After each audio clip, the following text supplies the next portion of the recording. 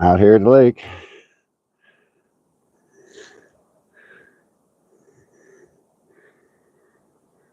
Out here at the lake, early morning, about to throw on, throw in, all that beautiful stuff.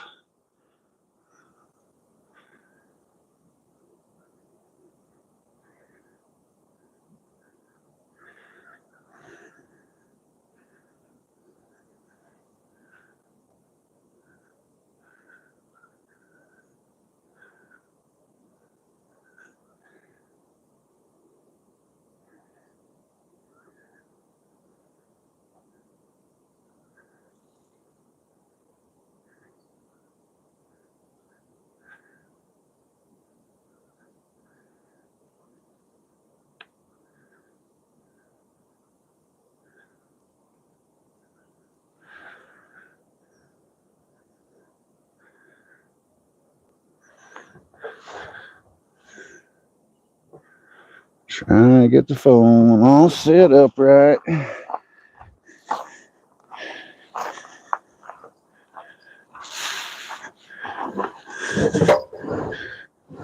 Hey, good morning. Out here at the lake, trying to adjust the phone, get everything set up, early morning. Hope my signal gets a little better. About to throw out my night crawler marshmallow on there. Trying to get these big trout.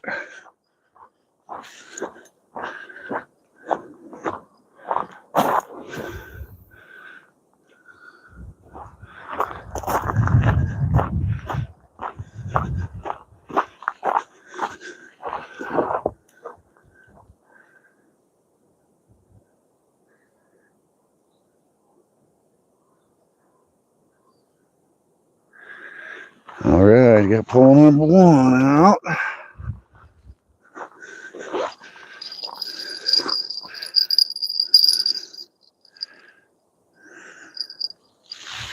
Pole number 1's out. Let's see how it does.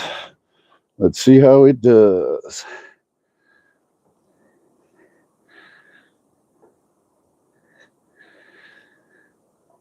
All right, let's see if I can get another one out.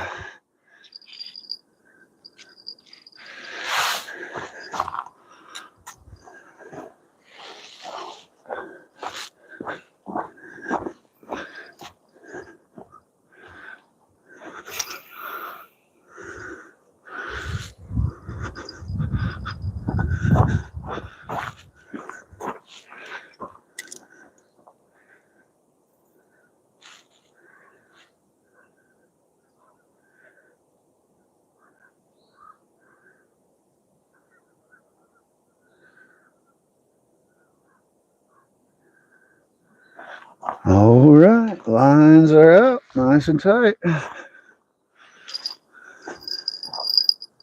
Now we're waiting on a fish. Got the bells on.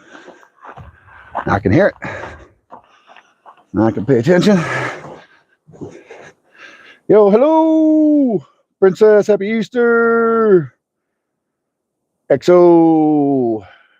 Hey. Trying to catch us a fish.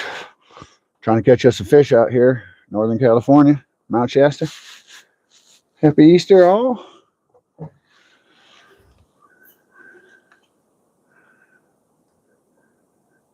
Hey, kitty, how are you? Kitty. We are about to watch the sun come up. Oh, it's so lovely out here. It's cold, 36 degrees, but the sun's about to come up. Beautiful Northern California. Trying to catch us some trout. Moon is still up in the air. Looks really pretty here. I might be able to show you guys. Let's see. Can we see? Yeah, moon is still up. That's the moon. Looks so beautiful up there. Come right here, this part of the lake, and we can watch the moon. We can watch the moon set, if you will. Oh, it's so beautiful. And the sun rises to the east right over there to the left of the moon this time of year. Trying to catch some big rainbow trout. Yeah, yeah, you must be a little bit further east than me. I'm out here in the Pacific time zone, Northern California.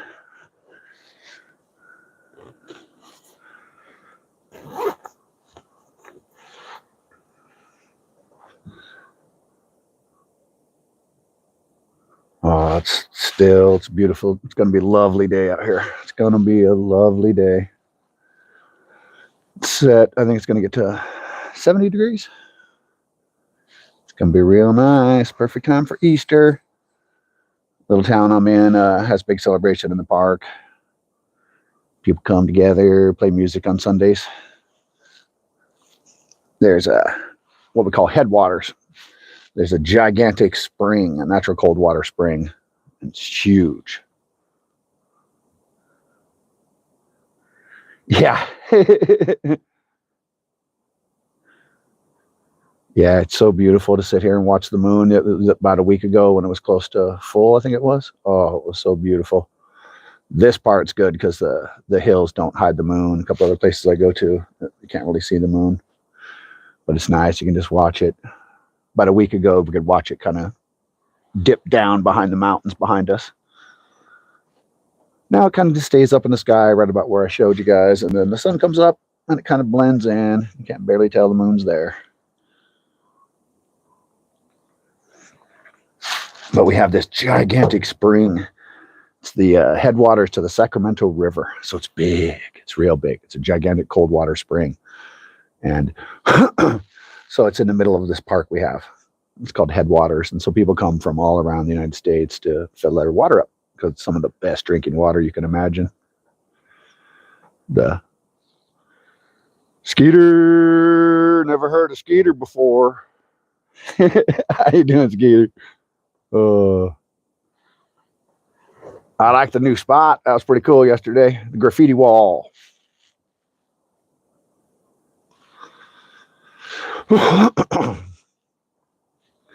Yeah, that spring water, it's amazing. I tell you, it has no smell, no flavor. It doesn't have any kind of like lithiums, nothing in it that can get to you, if you will, or if you're even slightly like sensitive to anything. Oh yeah. Yo, Skeeter. Got a bunch of cool people that fish in Wisconsin. I watch them all the time. Southwest Family Fishing, buddy of mine named Fishy Things. Oh, they're great, man. They fish all over Wisconsin. Seems like a challenging time right now where the weather's changing there. Got weather, they say it's just a little too cold for the catfish right now, and the carp aren't interested in biting.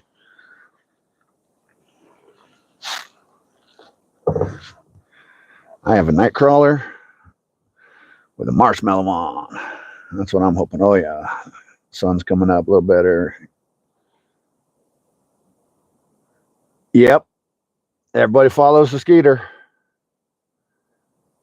Ooh, Iowa. I've only driven through Iowa. That would be a fun thing to do. Spend a little time, get to know somewhere like Iowa, because I always drive through it. All I see is just endless cornfields. When I drive through places on business, or I'm going somewhere far away, and I just got to book through states 3 or 4 in a row, it's kind of a bummer because I see these places, especially Wyoming. I'm always going from where I'm at over here in the West to like Denver, so I just book through Wyoming. And I'm like, man, I'd love to stop here. Darn right. The Pennsylvania crew in the house. I've been to Allegheny Forest in 1999. Was about one of the only times I hung out in the Pennsylvania forest. That was pretty darn fun, man. They had all these serpents like I'd never seen in my life over in the Allegheny forest. Like we'd, trying to set up our tents and stuff like that. You'd be moving rocks around to clear your space. Under every rock was some kind of snake. I never experienced anything like it.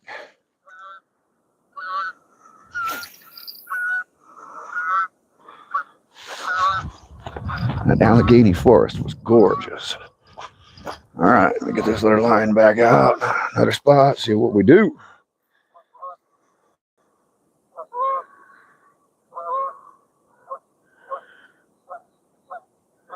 This used to be somewhat of a locals boat launch until they put these big boulders up a few years back. Before that, you just drove your truck, your vehicle down right here, and you could unload your boats. But people would hang out and kind of camp out here all day with their vehicles right there at the shoreline.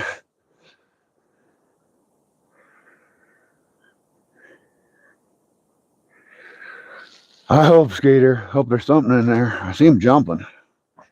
I was here a few days ago, testing it out, and man, I caught a bunch of stockfish. I think they came right here and stocked it. So wherever they stock, the fish tend to hang out for a long time.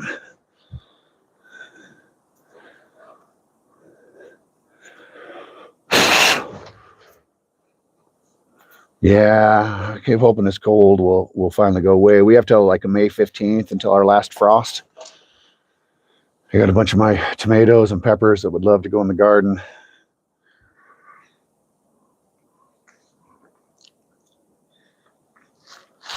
But I paid the price, thinking I was smarter than Mother Nature. I planted about this time of year last year. I lost about 80% of my tomatoes because we had this terrible cold snap come through. Bye, Kitty. Take care of yourself. Thanks for coming in. Appreciate you. Nice chatting with you. Allegheny's gorgeous. I would definitely go back there. I've been to the national forest in probably about 20 different states, camping and hanging out. I've gotten to see a lot of different ones. Nice.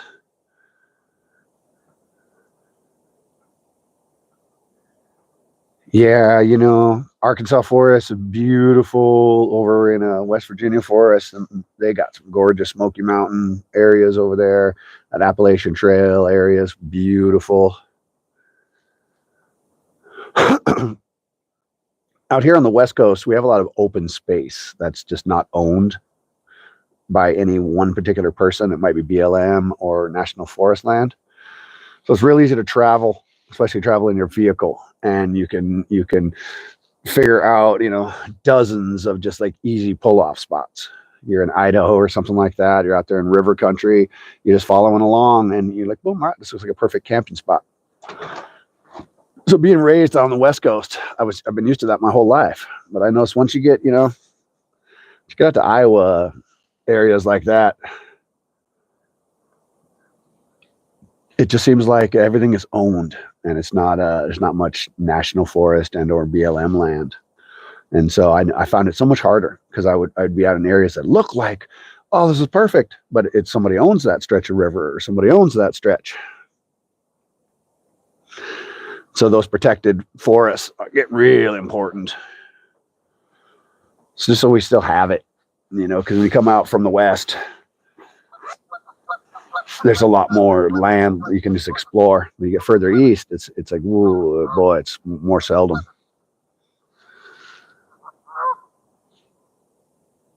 I haven't done anything big in Montana. Like Glacier, I used to have a partner, and she used to love to go to Glacier. Be like a seriously rugged one. Out here in Oregon, I'm right by Oregon. I'm just south of Oregon, but half the fishing and exploring I do is right up there in Oregon. We got a lot of big forest ranges. We got, Crater Lake. We got all these things that go on, and they're really protected. You get up outside of Portland, Oregon, get the Bull Run watershed. It's like where Portland gets its water. It's a massive area of forest, a couple million acres, and it's totally protected. You just cannot get in there. If you want in there, you have to go through a permit system, and it's very difficult to get a permit just to even hike in there. And so it's a real extremely wild area. I've seen some Bigfoot shows on it and stuff. Because out of all the areas I've explored, it's one of the few that's like seriously off limits. And so as much as you want in there, you're not allowed in there.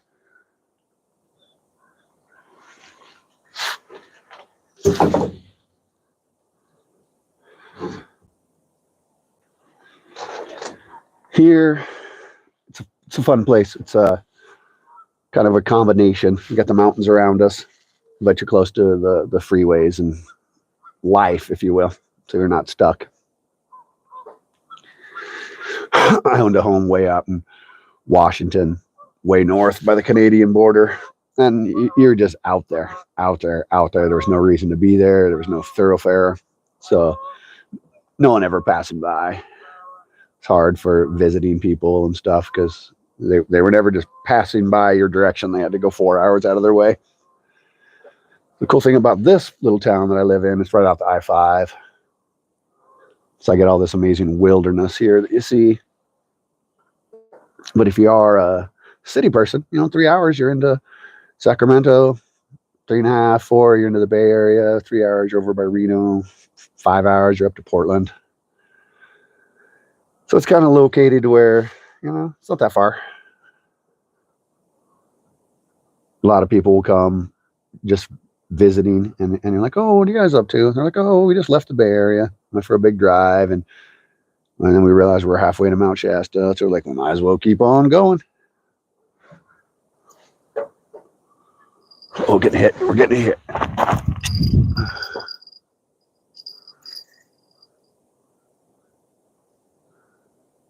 I've been a little hit.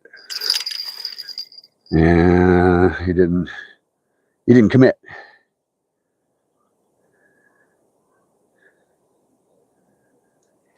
He did not commit on that hit. He was too legit. Too legit to commit. I think he ate my marshmallow, though.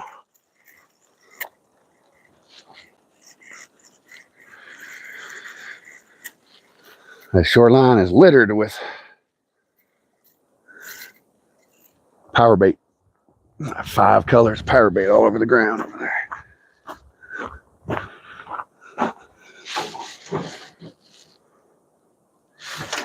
All right, I gotta put another marshmallow on there and get this puppy out. He took the marshmallow. I knew he did. That's what I like about these marshmallows and night crawlers. If I miss a hit like that, I can look out and I can see the white marshmallow float up. That tells me my bait isn't on the ground. When you're trout fishing, you really want that bait to be about a foot off the bottom. Trout tend to sit about that far off the very bottom, and you just kind of wait. Depends on where they're at. They'll sit and just wait for stuff to float down to them. Wherever they are, they're always about a foot off the bottom. So when you throw a worm out or something that's on the very, very bottom, it's a lot harder for them to get it. You put something that floats it up about a foot in the air, you're golden, because you're right in the strike zone. Especially if you're steelhead fishing. That's a vital thing. You want that presentation to be right where they are.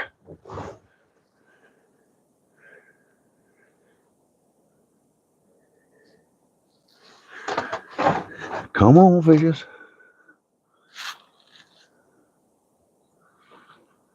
We need the big fish. Got about a 20-inch one here about a week ago. Last ones I caught looked like recent stock fish, probably about 15 inches. Got a hatchery that's right up the road. I was telling you guys about that big cold water spring. Well, it feeds. Whoa, I'm getting hit.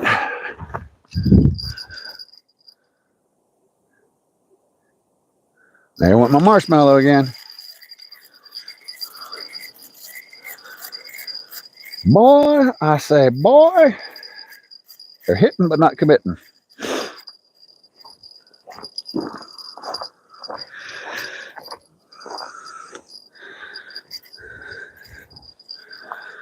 They are hitting but not committing. I'm going to have to shorten my worm presentation up if that's going to be the case.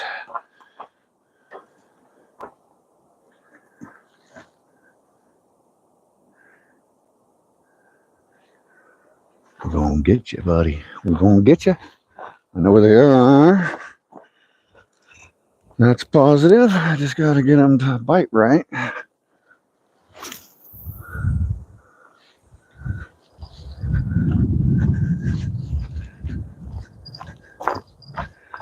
I'm just going to hold this line now. Now that I know they're biting on it.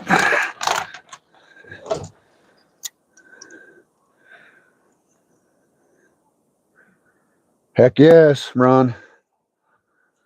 Yeah, I can see a handful jumping out there, man. I got this rod in my hand now. We ain't going to play around.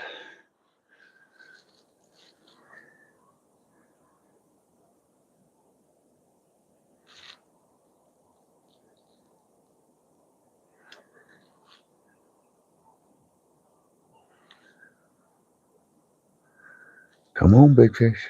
I can see you. I can feel you.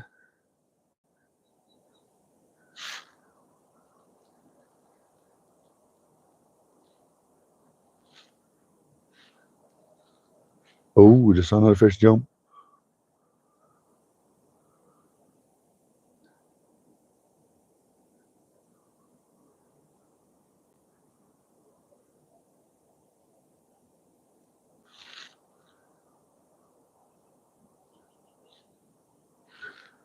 It's peaceful out here. A few different birds are squawking. Nothing too crazy right now. Got a whole bunch of ospreys that just came back about a month ago. And we got a back mountain. Hey, hey, hey. Good morning.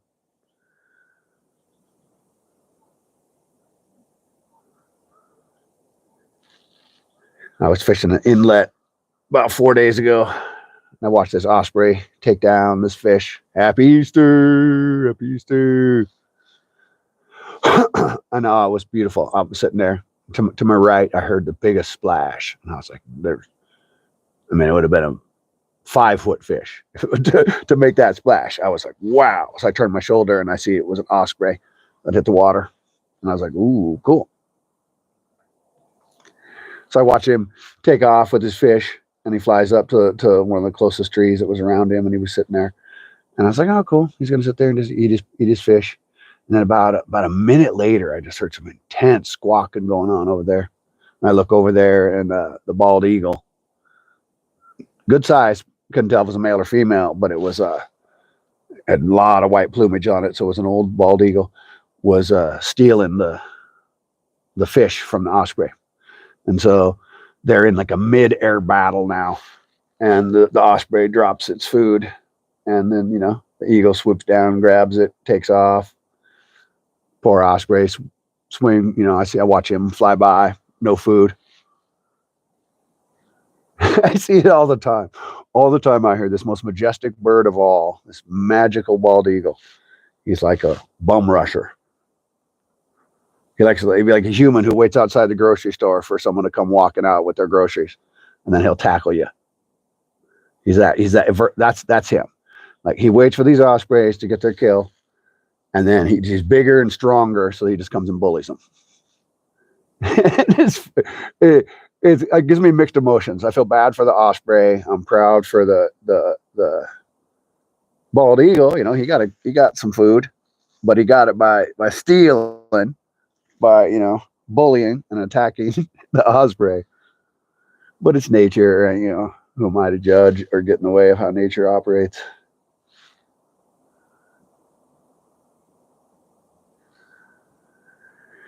Yeah, serious back. It was like 2 serious strikes in a row.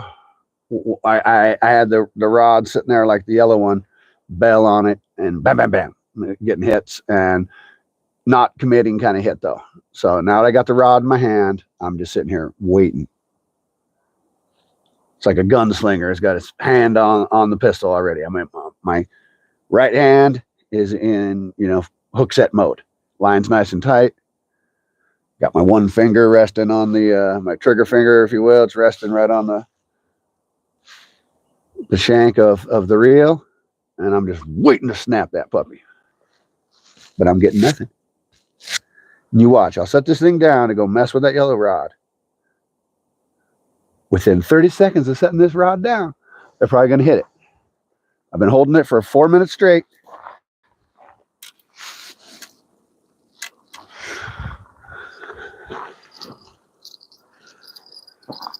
If these fish do like they normally do, I will go mess with this. they'll start hitting it.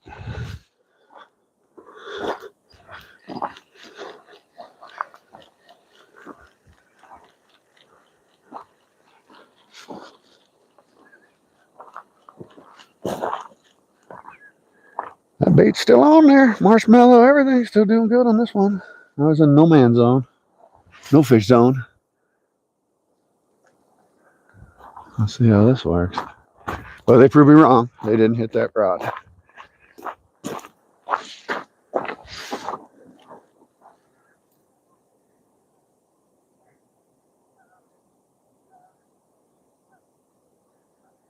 Maybe they're getting tired of it.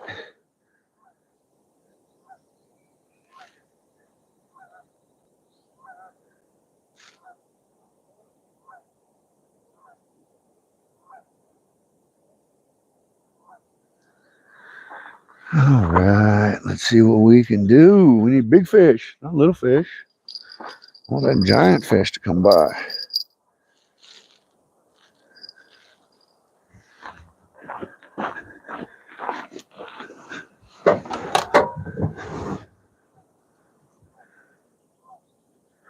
Hey, happy Easter, Cindy.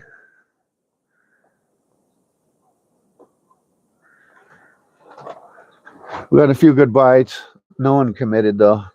They were little teasy bites.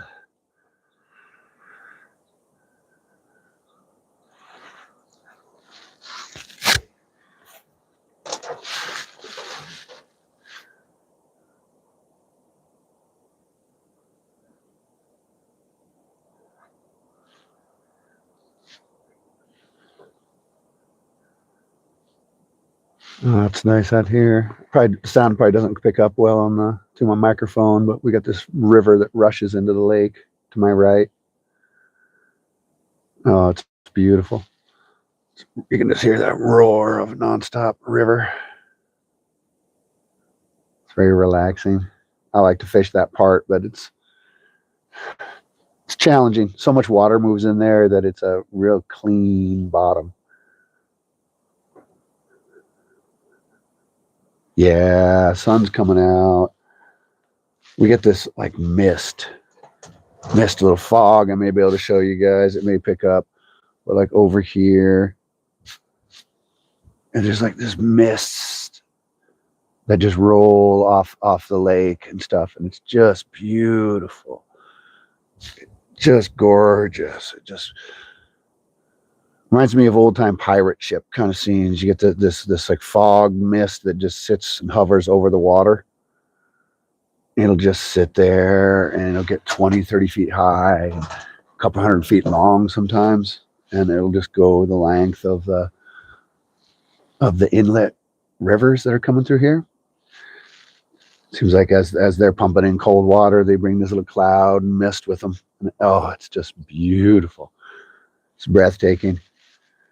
Reminds me of like the old time scenery of pirate ships out on the ocean with that fog and that mist that they'd be going through. I may have to cast more over that direction.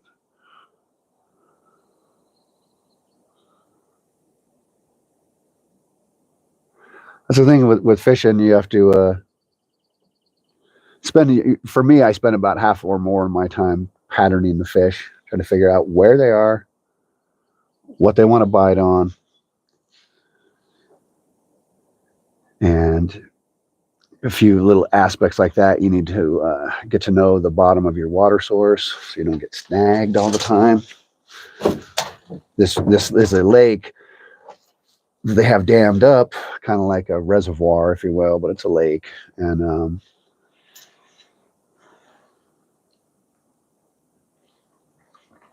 oh wow, yeah, that's kind of cool, almost creepy at the same time, Cindy.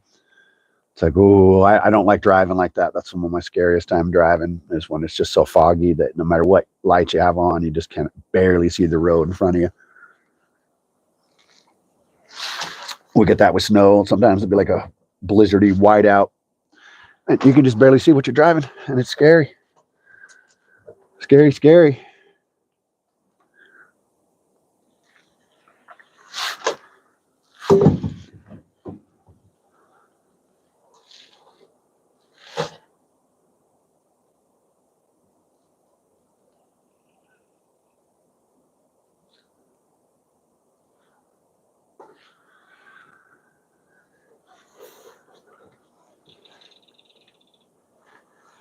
Now, I can tell by all the power bait that's sitting around here. This place was fished out yesterday.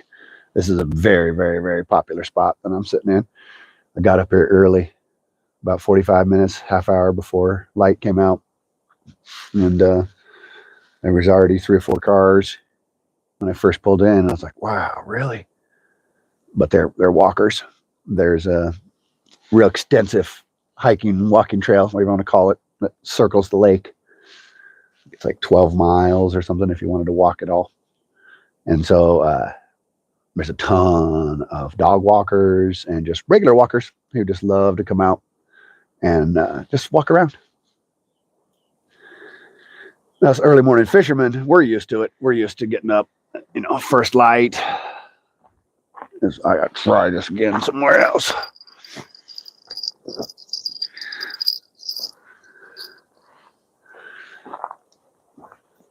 I know doggies, they enjoy getting out. It's very fun. Sometimes I'll be sitting over there at the other inlet fishing, and I hear dog before I hear anything else. I hear excited dog just barking. Then eventually I'll hear a truck, and then coming down the road, I see a head sticking out of the window. Dog is just so excited because they know I'm going to the lake. I'm going to the lake. It's beautiful to watch because you can just tell. It's like what some of these dogs live for. Lake. Oh, that's great. I love it. And they come out and let the dog run. Handful of people will have their retriever style dogs. And I'll be there fishing and I hear whoosh. I look over. They threw a big stick in the water, and their 2 little black dogs are just as happy as can be. They just rush out there, jump out there, and go get that stick. My marshmallow came off. Marshmallow is a very essential part of my rig.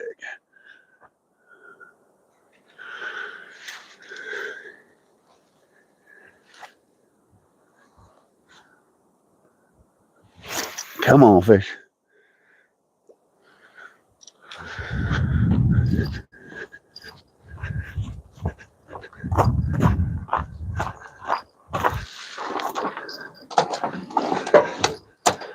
Gonna hold this rod again.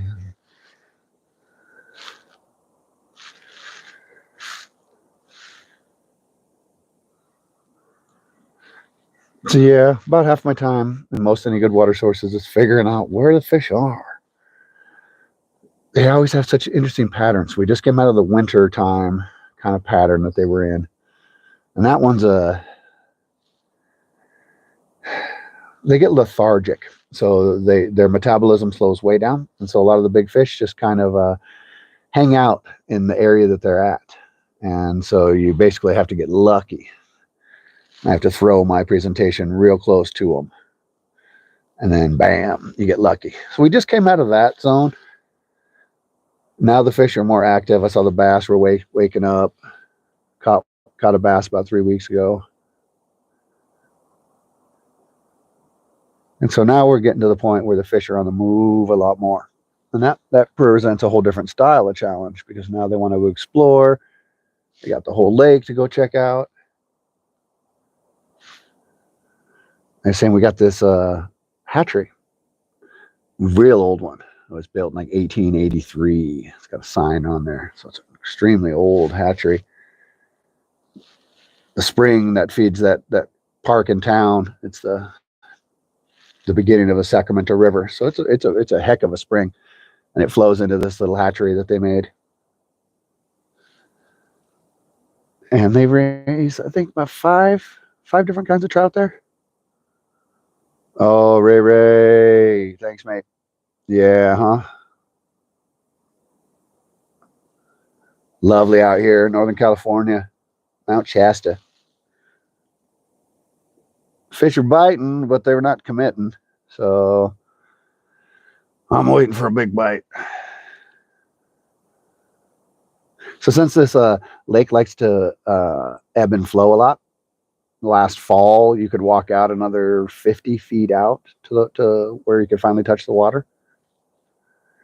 what'll happen is it'll expose stumps, it'll expose all kinds of interesting snags, and then you can kind of figure out where they are, do your best to avoid them. You get times like this. This little area is not so bad, but some of the other inlets, the smart fish know what to do, man. They'll wrap themselves around a stump. They'll figure out some way of breaking my line off. It's just crazy.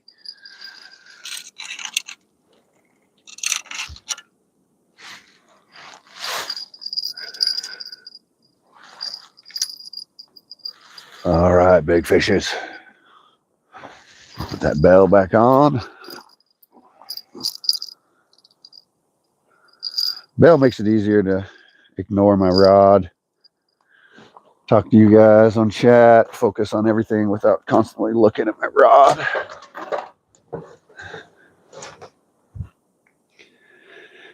United States of America, a little town of Mount Shasta, California, Northern California. It's by the Oregon border.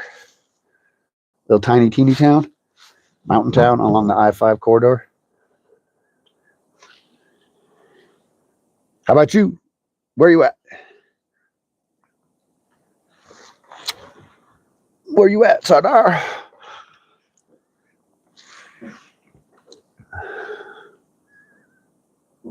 Yeah, I wish I could, mate. Yeah, this is it's a beautiful little place here, man. Northern California is nice. It's a mountain town. It's not a lot of activity, not a lot going on. Oh, Pakistani, how beautiful, man. I'm a crystal collector. There's a lot of beautiful stones come from Pakistan. And we, right on that Afghanistan-Pakistan border, it's a bunch of really cool mines. The Shigar mine produce gorgeous aquamarines. A lot of amazing lapis and beautiful tourmalines come from there too. It's a beautiful region, man. It's always funny how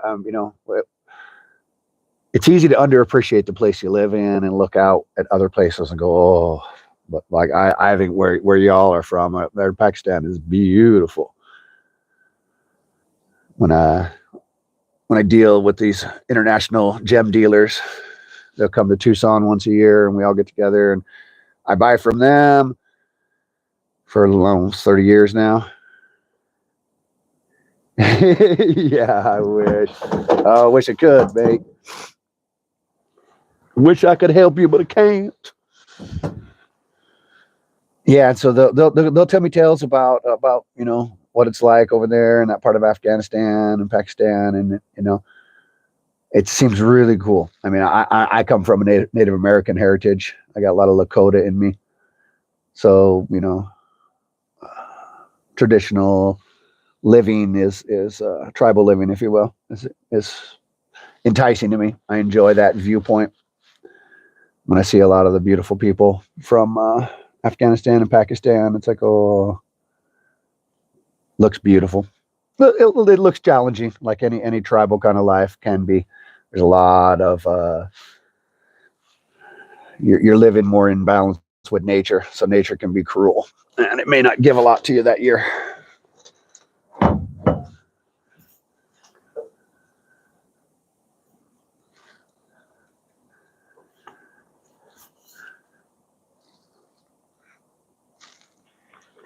Fishing is such an interesting experience. You never know what you may get.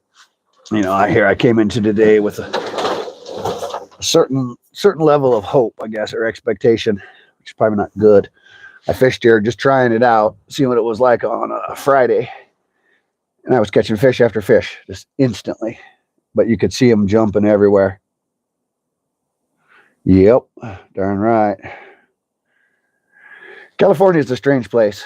It's so big. It's about almost 800 miles long, north and south. So it's the north and south aspect of California are really long, and so it feels like different countries, like the whole LA, Southern California area versus where I'm at. It's just night and day difference. There's nothing that we experience that they experience, besides the sunshine. Maybe that's similar. It really is that different. But unfortunately, you know, the way things are, rules and laws are passed by a majority voted. And so when you have a place like LA that has millions of people versus, you know, there's not even 200,000 in this whole county that I live in. Our vote just doesn't really make a difference. And so there's been many talk for a long time about creating a kind of a third state with Northern California and Southern Oregon. They want to call it the state of Jefferson. It makes a lot of sense just on that way of looking at it, because they want to create water restriction laws in Southern California, which makes sense. People, you know, just water their yards and do a lot of things which use a ton of water. But up here, we have so much water around here. It literally, there are so many natural springs in our town that they are we've paved over a bunch of them, and about every 2 or 3 years they just destroy a road, and we have to go back in there and pave it over again. But it's kind of hard to pave over a spring, a water source that's just bubbling up, and eventually it just trickles up, and eventually destroys the road again. So this part of California, completely different. Sometimes when I tell people I'm from California, they may have like LA or Hollywood kind of idea in their head. And it's like, no, this is more like serious mountains.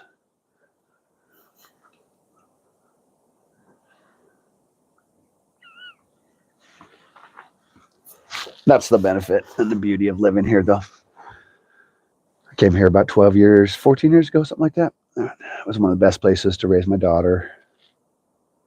Safe. She could ride her bike around and explore without being fearful.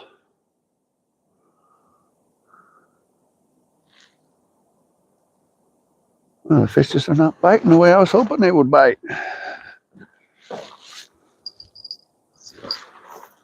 When I was mentioning, you get a pattern where fish are and what they want to bite on, what that section of the water looks like where you're fishing. I did that the other day. It's been my experience that every time you go out to fish somewhere, you kind of have to start brand new.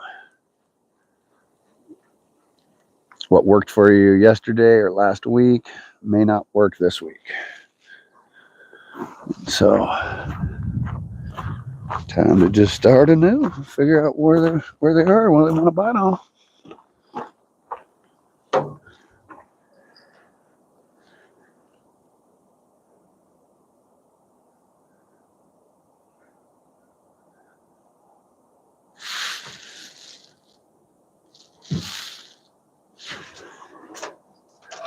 All right, let's hope this stays on.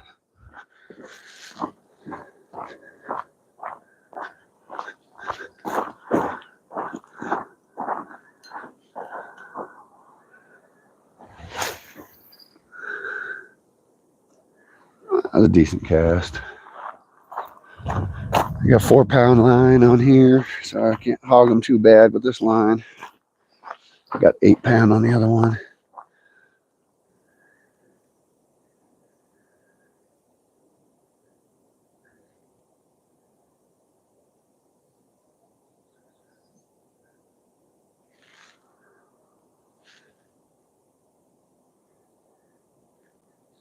After about 5-10 minutes, if I'm not getting a bite, it's just time to switch up spots a bit. It's part of that patterning.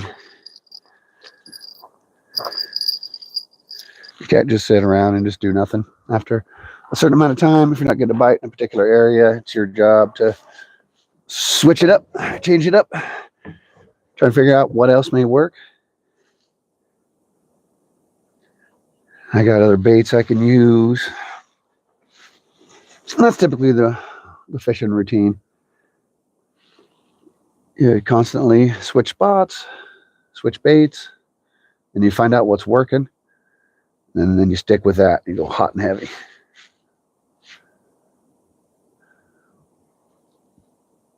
I was getting bites in a very particular spot over there. And then it stopped. So it kind of tells me that they might still be in this area, but they don't want what I have on anymore. They figured it out. They tried biting that worm and night crawler. They know that something's up with it. So if that keeps up here in a few minutes, then I'll switch it up. I have to put some power bait on or something that they may want to bite on.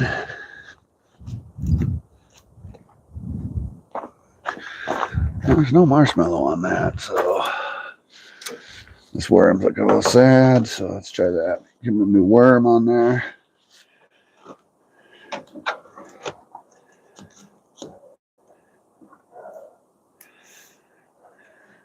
Just need to change it up, see if that makes a difference.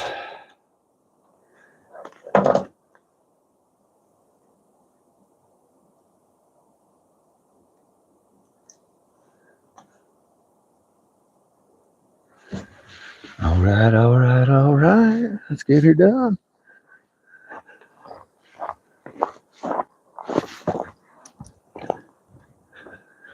Boy, that looks enticing. If I was a fish, I'd want to eat that.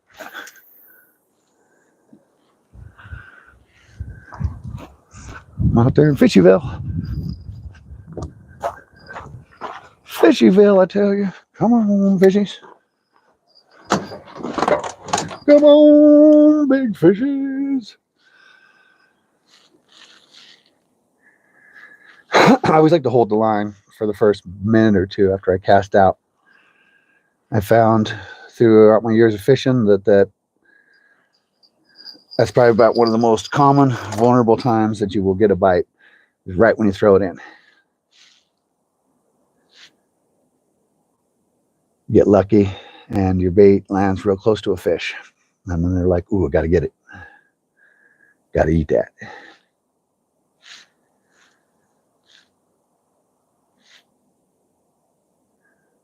That way, if I hold the rod, give it a minute, I can be more prepared for the bite.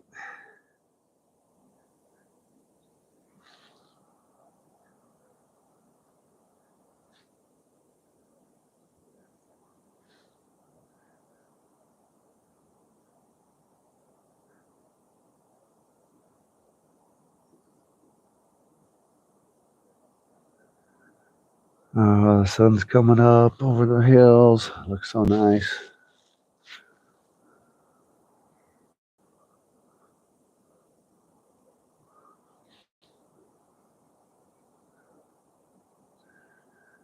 I can hear the ospreys going off.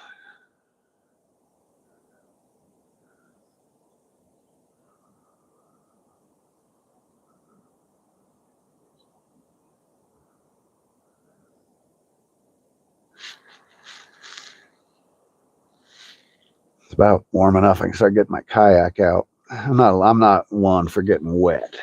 And I definitely don't want to get wet when it's cold. 35 degrees out this morning when I was driving here. That's just a little too cold for me to get my foot wet or something like that. So I tend to wait for a little bit warmer times to break out the kayak. I'm the kind of person I'd rather be extra warm than extra cold any day of the week. Easier to deal with.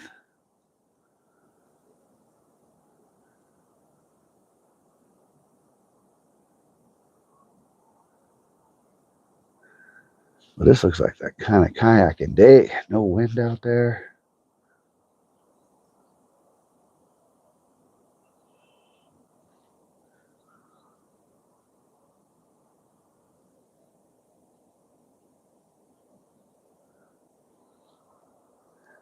This area, it gets real shallow for a while. That's why it's the old boat ramp for locals before they put all these big stones up.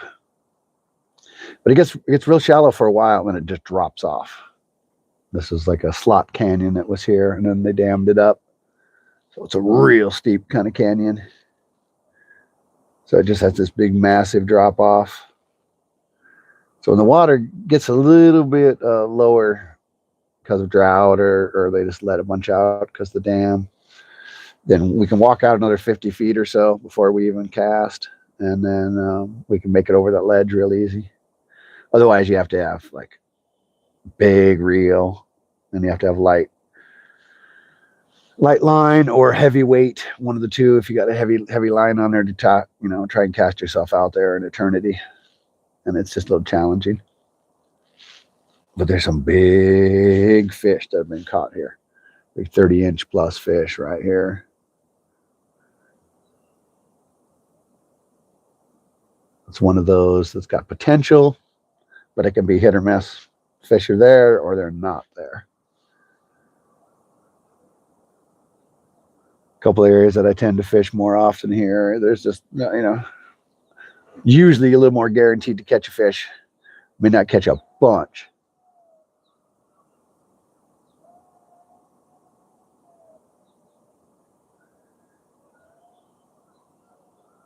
I was like, what am I hearing? I'm hearing chainsaw.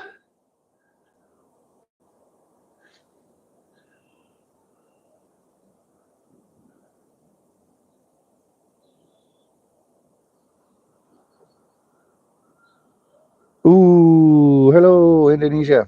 Hello. So nice to have you here. Mahmoud.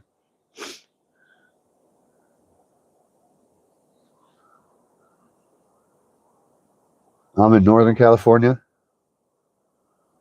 right by the Oregon border, fishing. Missing. Got a couple good bites, but they didn't commit good enough. I see them jumping all around me.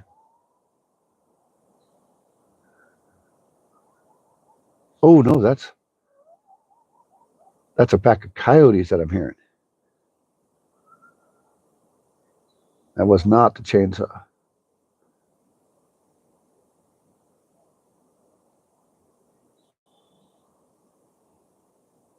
Thought it was a very strange sound. I was like, what is that? Thought it was like maybe an electric chainsaw, but no, that was a pack of coyotes.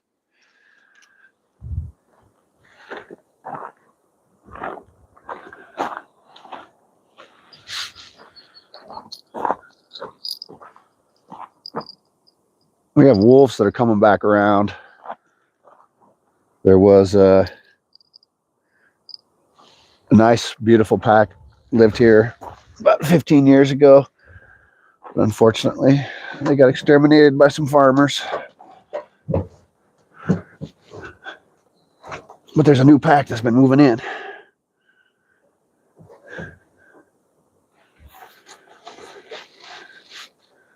Wolves get a bad reputation, unfortunately. They really were very vital for keeping the food chain in balance here in North America. They took care of a lot of the large deer, elk population and things like that.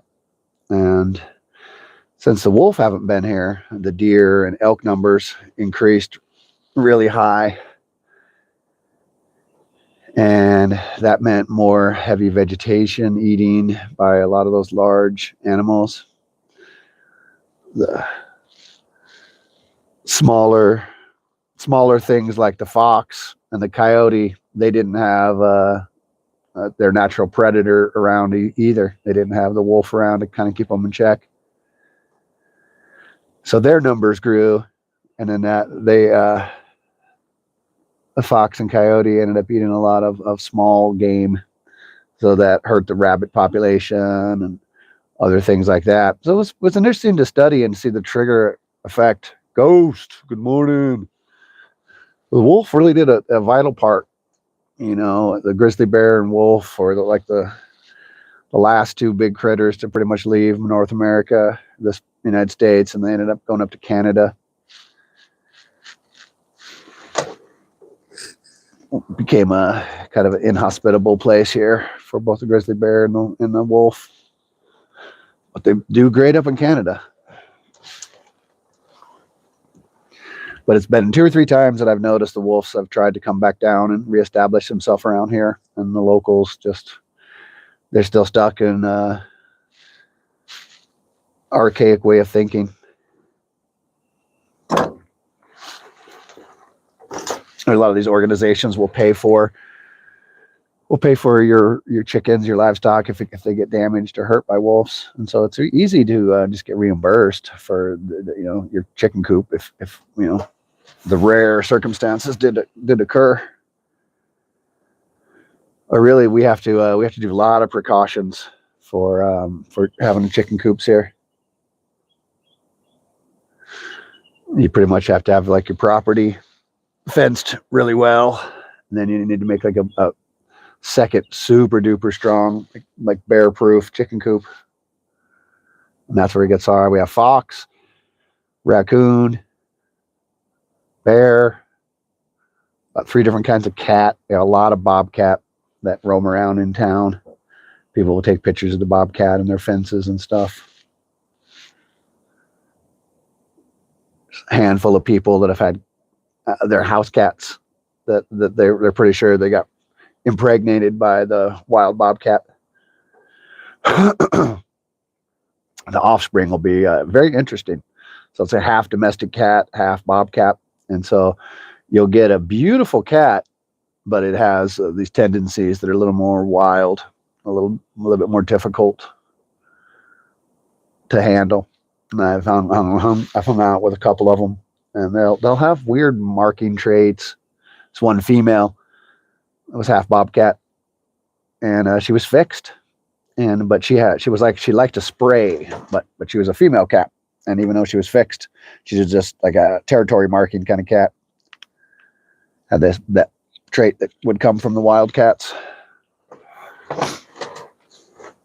and so just interesting. I don't see the bobcat that often. The big cats around, they don't show up too often. You'll see the marked in the snow, and you'll see the cougar, mountain lion, whichever. Cougar, mountain lion, puma, they're all the same thing. They call it puma in the Southwest.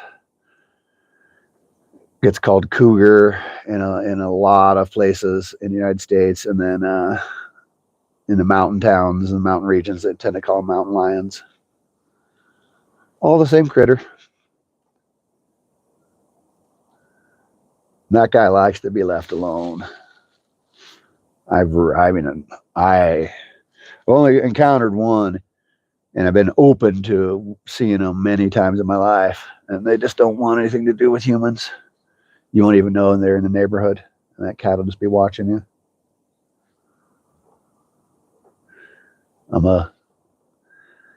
I like to go digging for crystals and stones. And one time I was in this one area digging for fluorites in Nevada, and I was walking around the hillside.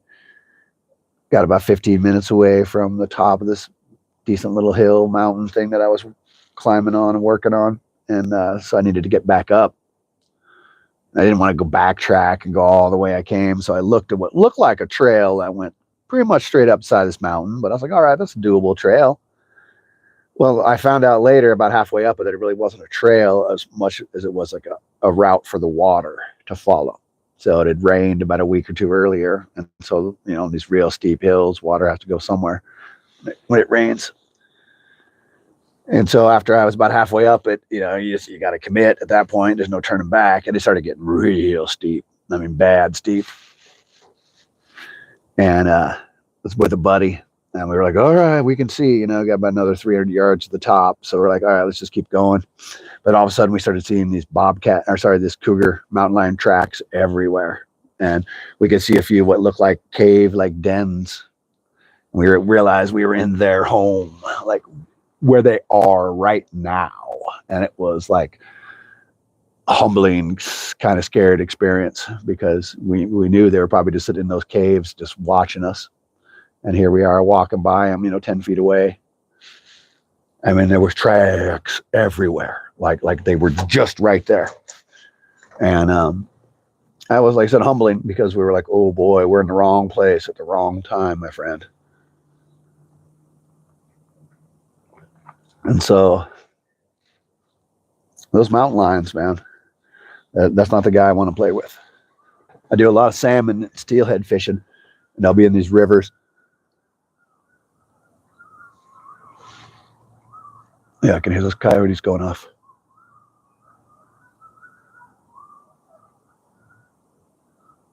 By those people's homes back there. That's strange. Wouldn't want to have a dog back there.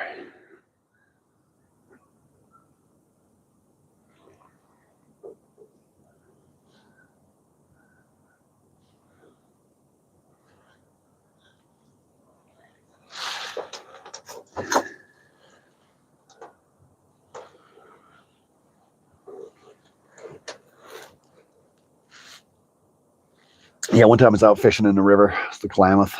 I had my waders on. I was fishing for salmon. I think I caught a few that day.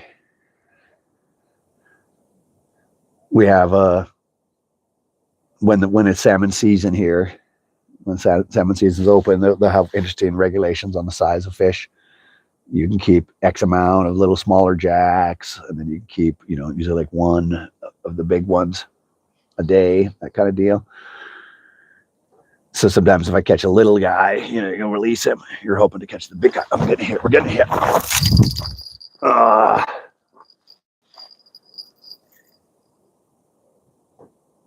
Come on, commit.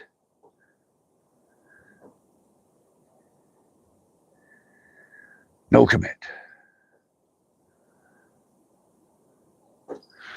He bit, but no commit. Well, let's go check it out. See what he did.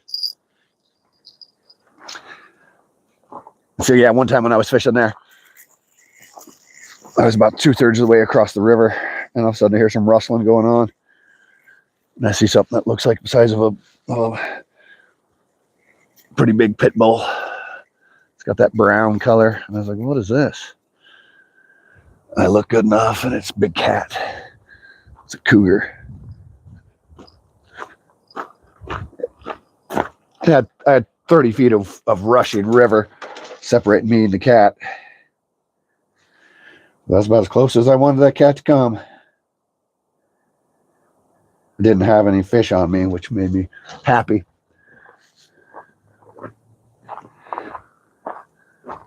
But I'm out there in the bush, way away from phone signal. Nobody can get to you pretty easy.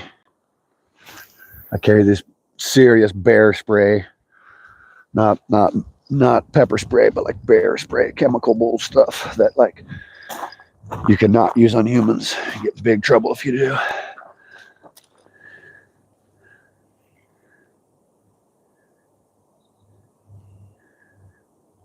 But still, you don't ever want to have like one of them wild animals really decide that it wants what you got or it wants you.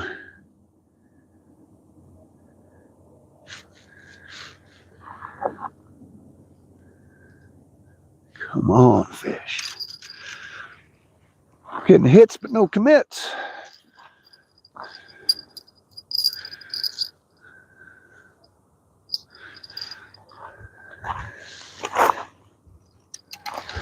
I gotta switch you up.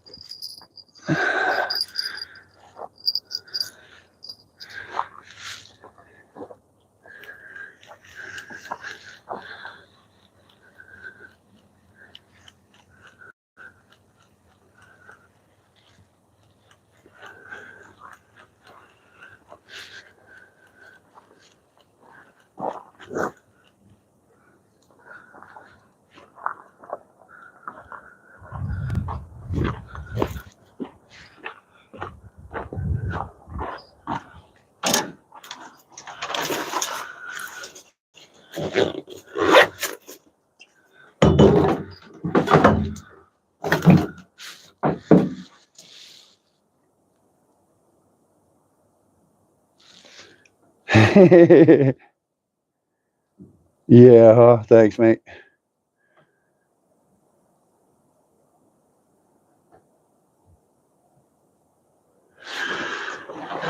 Yeah, still not fast enough though. Try to get his little butt. Sometimes they give you one little second. You get that.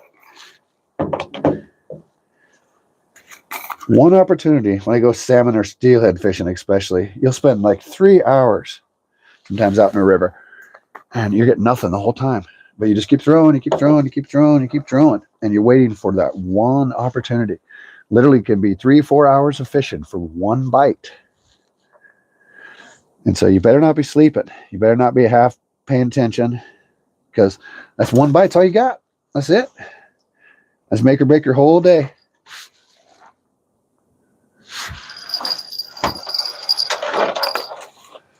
Let me get this bait stuff back on, guys, and I'll check back up with chat.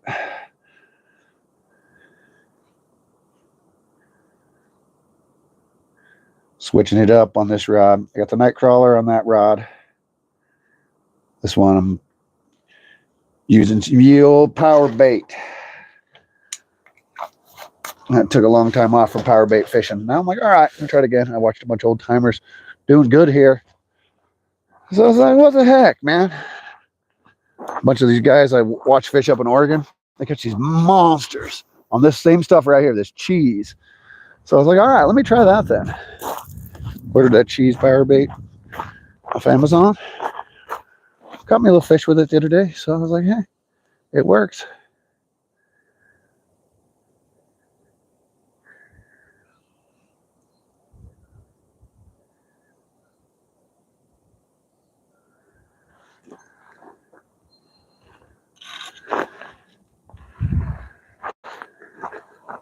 I need that bell.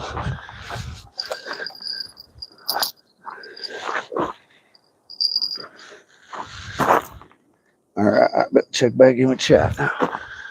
Thanks for your patience.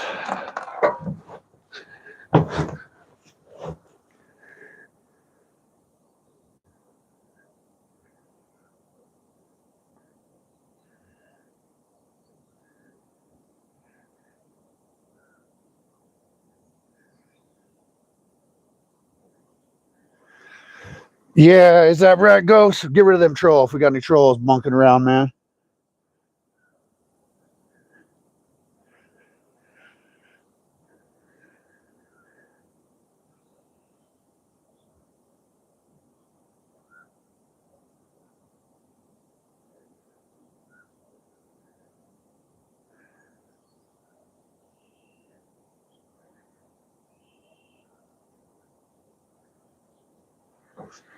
Yeah, you know how it goes. Can't do everything at once, man. I gotta rebake that puppy. It's like if any of y'all have kids, they love to take advantage of you when you're driving in your car, when you're on the telephone.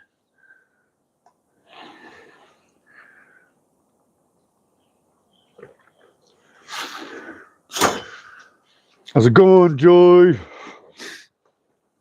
don't know if I said hi to you. Hello, Finding Joy. I've seen you. You've been around.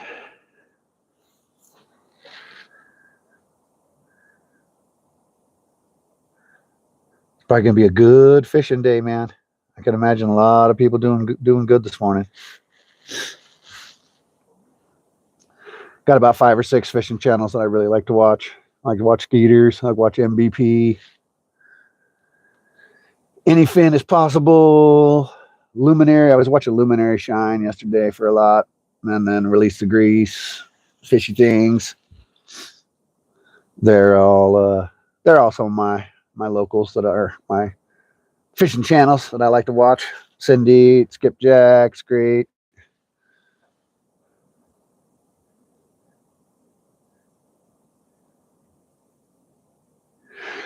Yeah, they say that a lot, huh?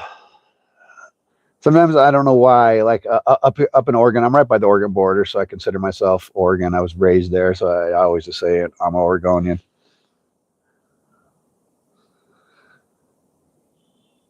Yeah, exactly, Joey. There's just so many, man. There's so many to choose from. It kind of fits on the personality of the person I end up grooving with, and I'm like, okay, I like it. They're entertaining. There's a few I watch that people they just don't interact.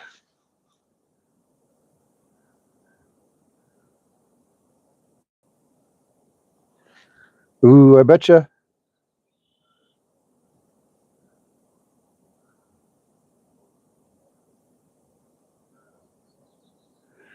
Yeah, up here, what'll happen is sometimes they just don't. When it comes to fish, especially, there's a few of these little rivers that turn into streams and things, and they say, no, there's no coho salmon in there. There's no salmon at all in this river or that creek. And the locals will tell you otherwise. My buddy lives on one. And he's like, oh, yeah, the coho come up here in big numbers. But if you read what our version of the DNR would say, they'll tell you that, oh, no, there's no fish in that creek. There's no fish in this river. And, there's never any salmon in there. And so I think what they want to do is they want to lie to people so then nobody goes out there trying to poach them and fish them. And so I wonder if they're doing that when cougars, just so you guys, so all the locals feel safer. They probably are like, ooh, we get nervous, we get scared if we know that there's a cougar that lives in our woods. So my guess would be that they just kind of lie to you guys just to try to make everybody feel a little bit safer. Yeah, I don't do when it comes to like trout and things like that, and steelhead and salmon. We use very specific style bait. We don't ever use the things that tend to catch carp and catfish, which was like people will use weird intestines and the jello and the sugars and that kind of thing. And so when it comes to trout and salmon and steelhead, we tend to use the eggs of the steelhead or salmon or the trout. So we call that roe. Sometimes we'll wrap them, we'll make them spawn.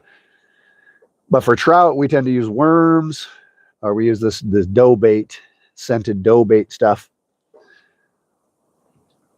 And so for those other style fish, I watch people using. It works great for catfish, carp, walleye, sturgeon, things like that. But the trout have a particular style and a particular type of bait they want to eat. They do really great with spinners.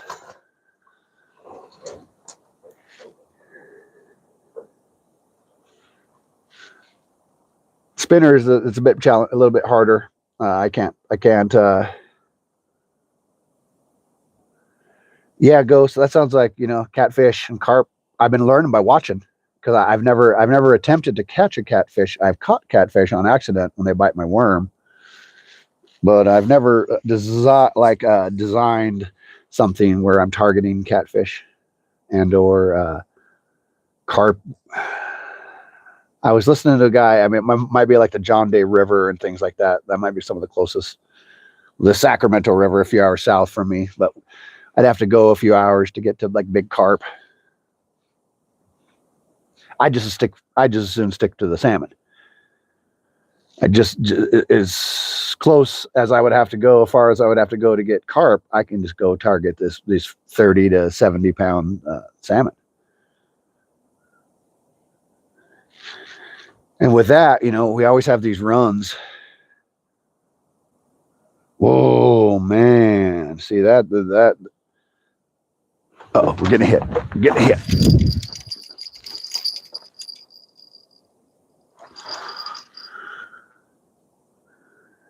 Hit, but no commit.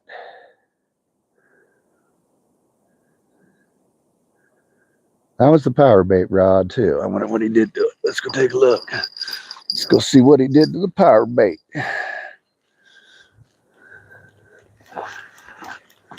Wow, 100+ pound fish. So we got the sturgeons that are like that are just massive. They get up to, so I think some of the record sturgeons are like 2,400 pounds. Sucked it dry. Sucked that power bait right off there, man. They sucked that power bait right off.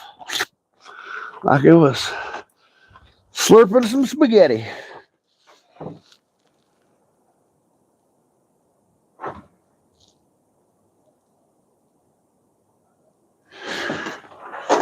Those trout magnets were an interesting one, man. I tried them for a little while. That teeny tiny little jig, tough to catch. That little 1/64 ounce. Someone was telling me maybe crappy jig would work better. But I caught a good amount. I won't lie. I did. I got my fair share on them.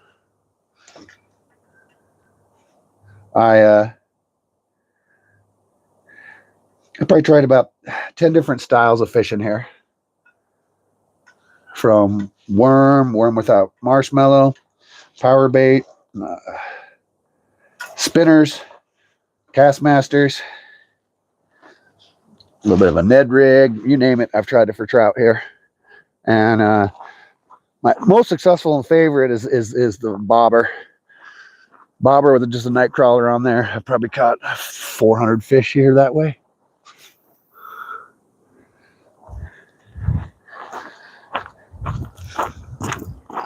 But a lot of times the water will get a lot lower, and when the water gets lower, it kind of channels the fish into certain little areas, and then I know exactly the depth.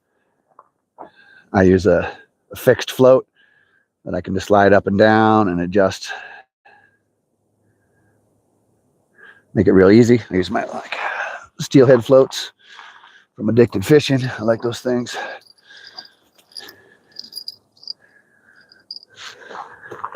All right, let's catch this fish. Dough bait to the rescue. Stopped using dough bait a long time ago because it didn't catch the big ones, but I've been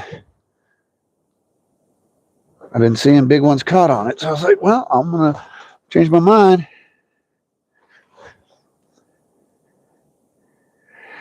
Yeah, that's what I was thinking. I got a micro light here. I was listening to Bob talk about it on any fins as possible the other day, and he was using like a 2-pound line on an ultra light, and so he was throwing out a homemade version of the trout magnets. He was throwing out, yeah, that makes sense. Yep, Jack Prepper, you got that right. I'm just south of Oregon, Northern California, here in Mount Shasta. But yeah, Bob was talking about common mistakes that he'll see made, and we're getting that hit again. Oh man.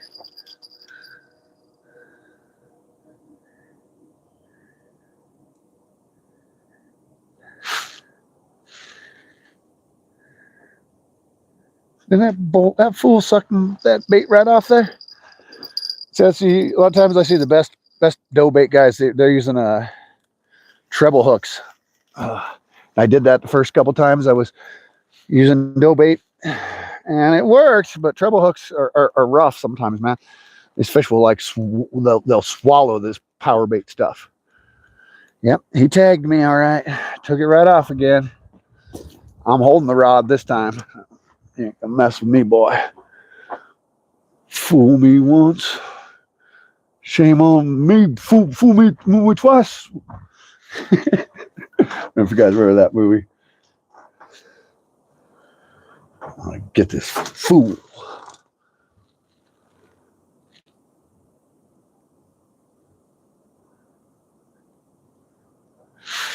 Man, let's go get this guy. He likes this power bait cheese, man. I have to give that one up to Stay Fishy Redmond, Oregon, man. He I was watching him catch these giants the other week, and I was like, man, some huge trout, 7-pounders and stuff. They're catching these monsters. You gotta retie this hook on. Something messed it up.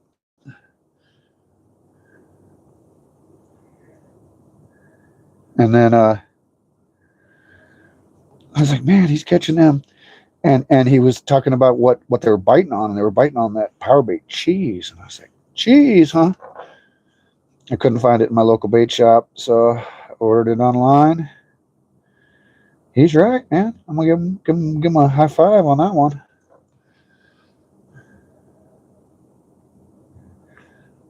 I'm telling you, best you can advice you can get from other skilled local anglers.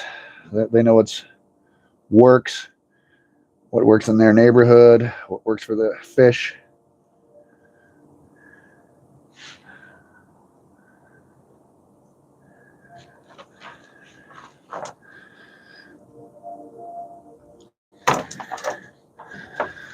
Go get these puppies. Sorry, I'm not looking at chat. I had to re-rig that puppy. See, they're leaving my worm and nightcrawler alone right now. But they want this power bait cheese.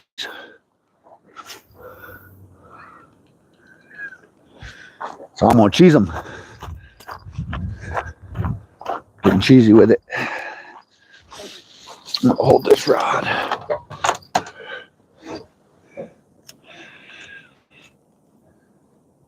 Oh, yeah. Thanks, Ghost. Appreciate you.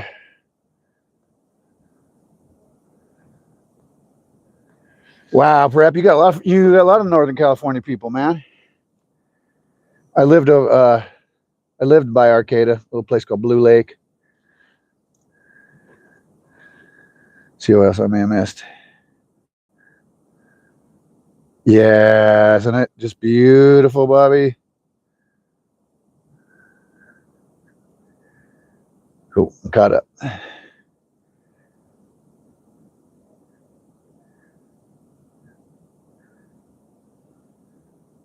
No, I'm on North Shore, right by it. Across the way is West End or WA Bar.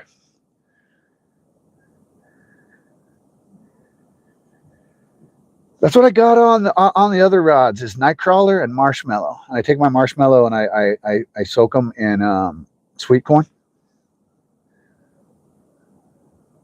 Yeah, sweet.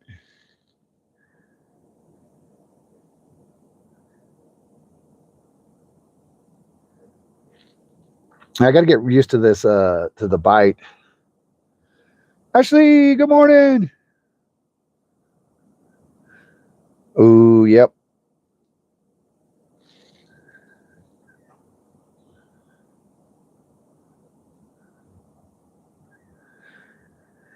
Yeah, there's, I think, 3 homes right over here. Let's see. Yeah, you can barely see them now. They're right across the way over there. That's the end of the homes. That's the end of the homes there.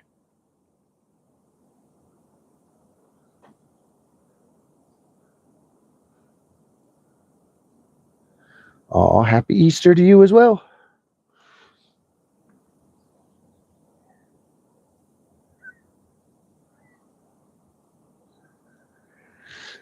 Yeah, the bite's interesting on this power dough. I know I had to shrink my hook down from the normal size hook that I use for my night crawler. I had to make it kind of smaller hook.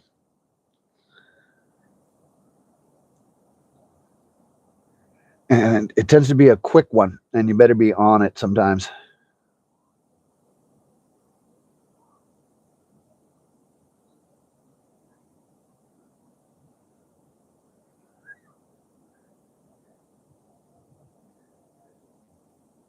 Yeah. Fishy! Happy Easter, buddy.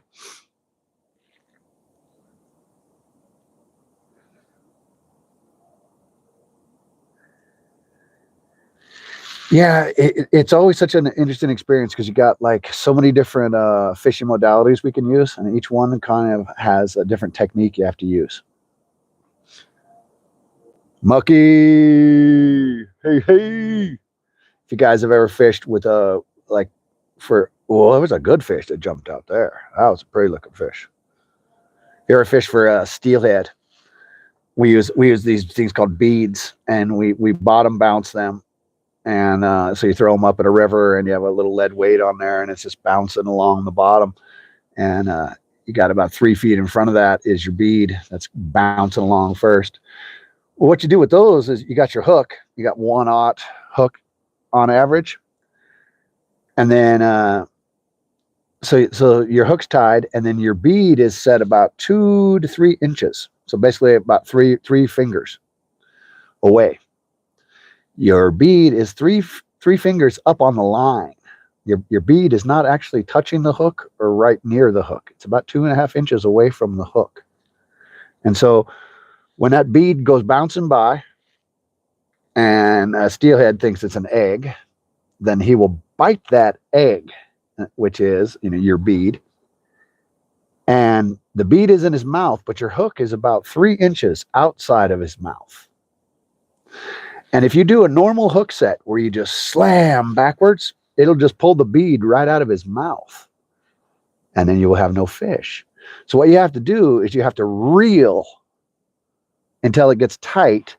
And then you do a small kind of hook set. And so what you're trying to do, oh, thanks, Dick. Appreciate you. You're trying when he tags that bead, is you want that hook to slide down the line. You want that bead to slide, the line to slide through the bead, and then that hook will enter the side of his mouth. And so it takes a while to get used to that style hook set. You'll get a hit, and then you'll go to instinctively do like your trout set or something, and you'll just go wow, and you get nothing, and you can't figure out why you lost it, and you're like, man. So then whenever you're bead fishing and you get a hook set, you just have to reel real fast with your left hand, and then you slowly, gently pull back on the rod until you feel it make contact, and then you set. Well, then if you have that stuck in your head, man, yo, Alexander, happy Easter. Yeah, huh? Following ghosts. And so if we don't do that right, then you'll lose like half of your fish. And if you have that style hook set in your mind and a salmon bites, then you'll lose the salmon because you don't set properly. And so end up having all of these like different techniques you have to use. And that's what's messed me up before, is like I've gone out and I have my salmon fishing, all my stuff is geared up for salmon fishing, and I have it in my mind because I was just salmon fishing for a couple of weeks. Now I'm steelhead fishing, and I'll get a big bite, and automatically without thinking I set like I'm salmon fishing, and I miss the fish. And you're like, oh. Yep. Yeah. My oldest is 18, so they don't have much to do with the like young Easter stuff anymore. In this town, they have this big Easter egg hunt they do, and you have to be I think 12 and under.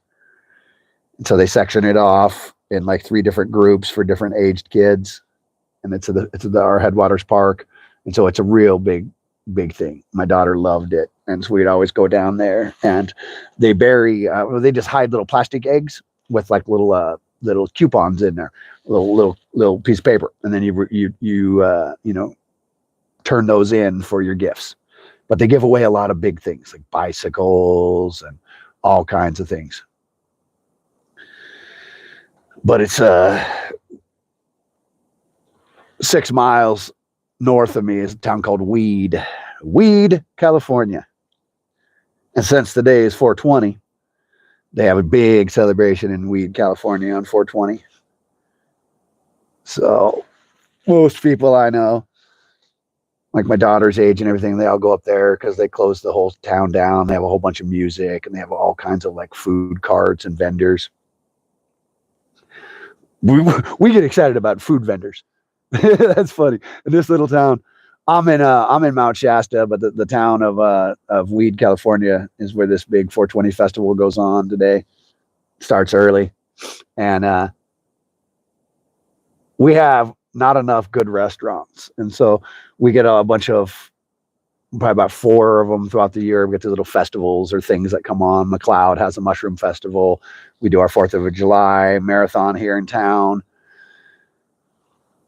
And then we'll have the Blackberry Music Festival in September when the blackberries are in season. People go around picking a bunch of blackberries and then make these homemade pies and sell them. Oh boy, those pies are good.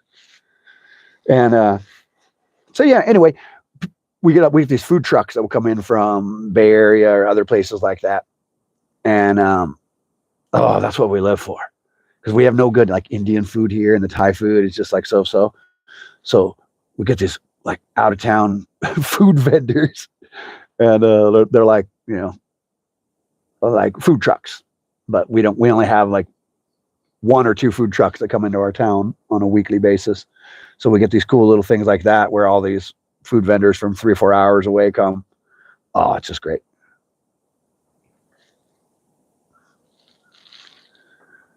With a town named Weed, California, I mean, you got to imagine that they would go gung ho on 420. So it's a tourist based thing.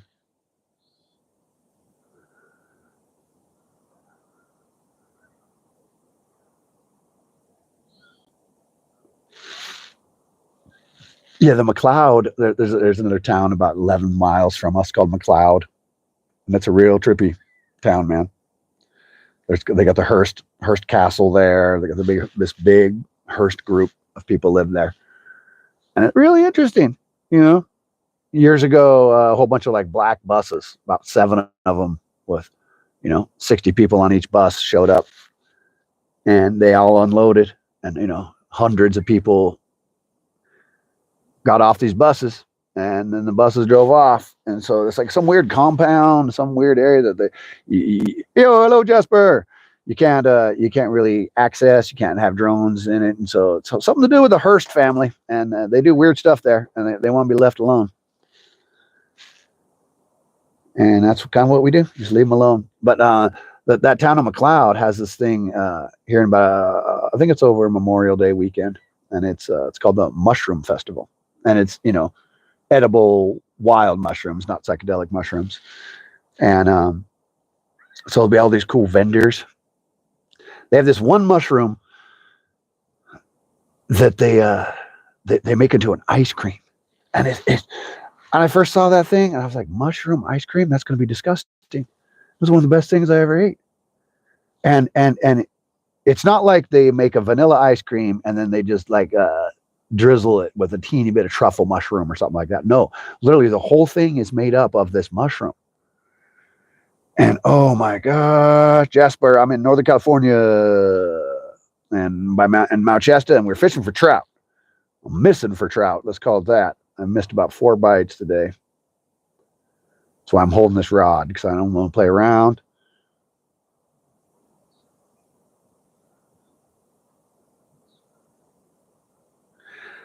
The similar kind of Hearst, you know what I mean? It's the Hearst Castle, and it's the same Hearst family, and I think they have multiple places. That Sam Simeon might be another one.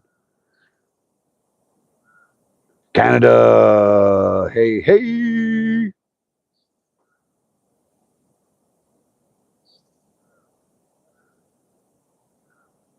That's cool. Yeah, after attending that mushroom festival, I learned so much about mushrooms. Like it just they have these ones they use for like toxic spills that can absorb oil and all this good stuff. It's just crazy. They have these ones that they use for the military, and they'll put them in like their little this little thing that soldiers will carry with them. This little bag they have to carry with them for going to the bathroom in, and this fungus will like decompose everything. And so it was like, wow, it was so cool. I'm fishing for trout, and on this yellow rod that I got going on right here, I got a bait. Yeah, exactly. I mean, it was really, really cool.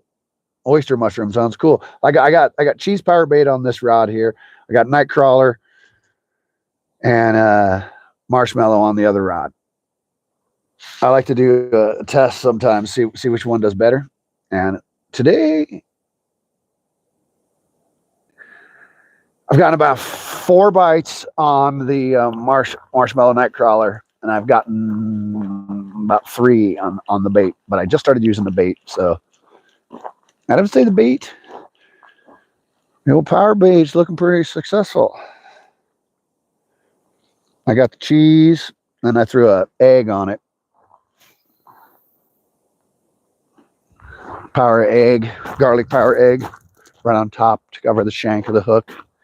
I was watching a guy set up, and that's what he was saying he does. So I was like, all right, I'll try that. I'll learn it. No, never did. They got what do they call it? They had some big worm on the East Coast in Pennsylvania. I was watching Bob talk about it. And it's like a grub. It's a big grub looking guy.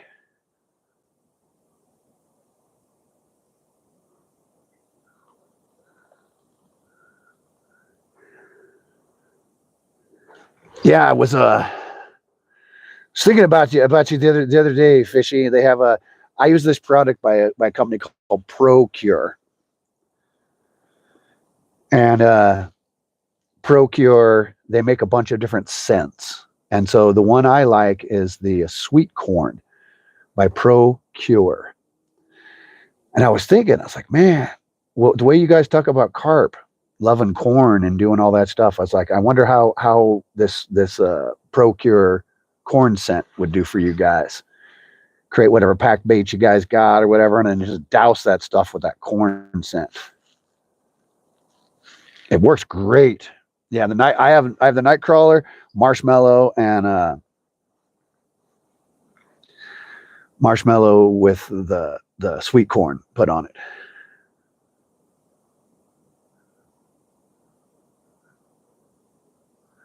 Bloodworm. I don't even know what is bloodworm. Not familiar with that guy. We got these witchetty grubs, and so we got this pine beetle, and he'll come in and he'll oh, okay, yeah. I just use nightcrawler. We got nightcrawler, red wigglers. Those are the ones that people tend to fish with here.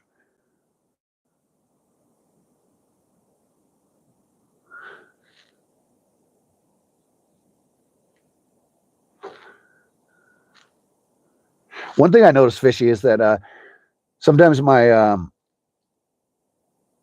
marshmallows. I live in a real place. This place is really dry here. There's next to no humidity. It's just ridiculous.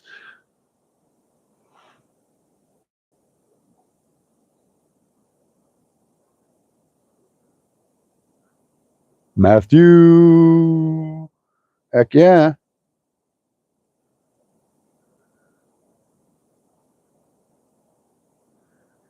Sweet. Yeah, I'll try that. There's this cat that right here. What he found success with is nightcrawler, a little bit of a salmon, like a couple salmon eggs, and and then those power bait floating guys. Just a little egg thing that is meant for floating.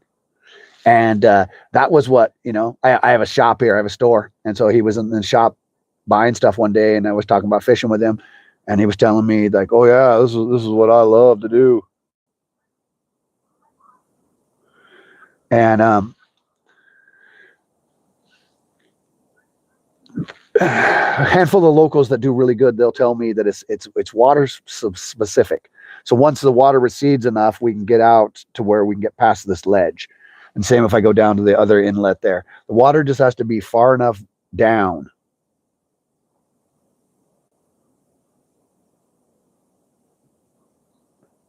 Yeah, he said that was his rock and roll thing for catching the German browns here. We got really big, up to 36-inch German browns, and he's like, "Yo, man, that's my that's my little secret recipe for catching those browns." And it made sense because the browns tend to love to feed off the eggs. And I was like, oh, okay, I've caught a lot of decent big trout when I use the spawn. The one thing about the spawn I've been noticing, and it looks like this power bait is a little similar, is the bite is very unforgiving. And when it comes to spawn, they can pull it right off the hook real easy, kind of like the dough bait, it seems like. And so what I kind of realize is to have the best chance of catching anything when it comes to spawn, I have to literally keep the rod in my hand like I'm doing now. That extra second you need by the time you see a bite to grab your rod is too much. They'll be gone.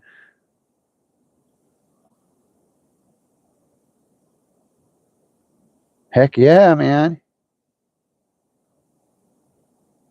Nice.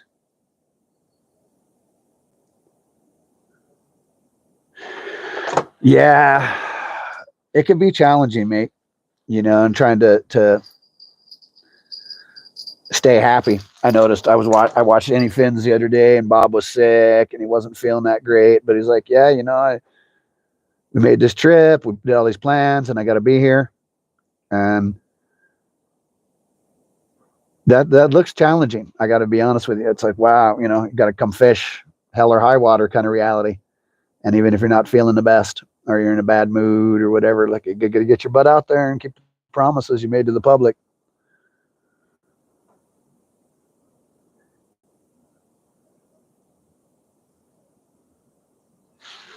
Yeah, I was chatting with somebody earlier who was from Wisconsin, and that's what they were saying. I was telling the same thing. I was like, yeah, it seems like you guys are having a challenging time. Carp aren't really interested in biting right now.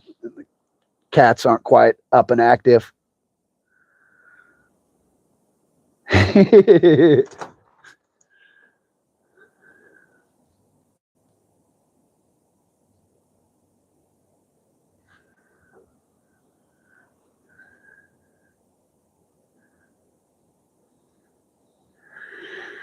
Yeah, I got, I was about 8 months I got to live. 8 months, I think it was. I lived in Eau Claire, Wisconsin. That was fun. We were an hour from Minnesota. It was nice. It was nice to experience it, just to see what life was like. I got to experience the winter there. It was different.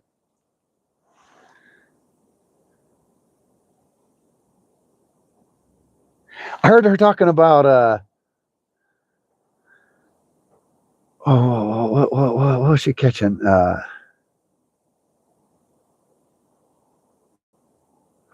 Cindy was catching something crazy the other day, and I looked it up on Google to see what the fish was, and I have to think about it. What was it?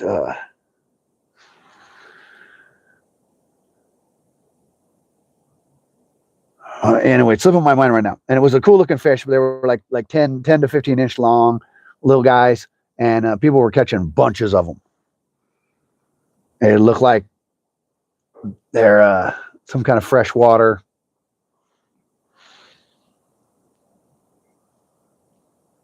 Thought I saw an otter over there.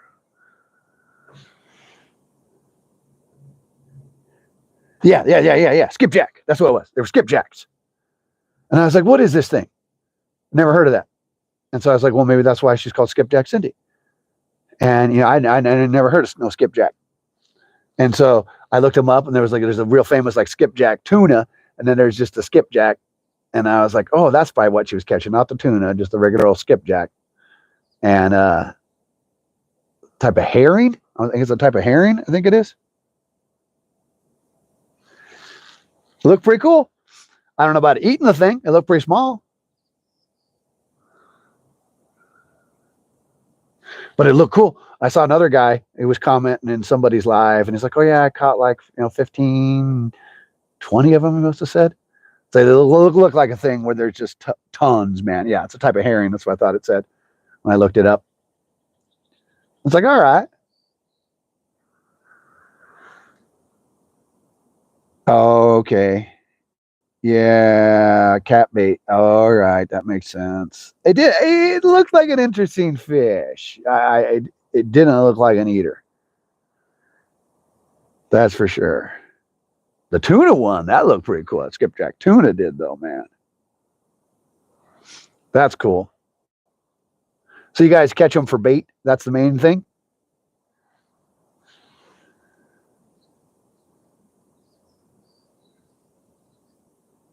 Oh, wow, that is really cool, man. On my phone, it's pretty small, but I can see it.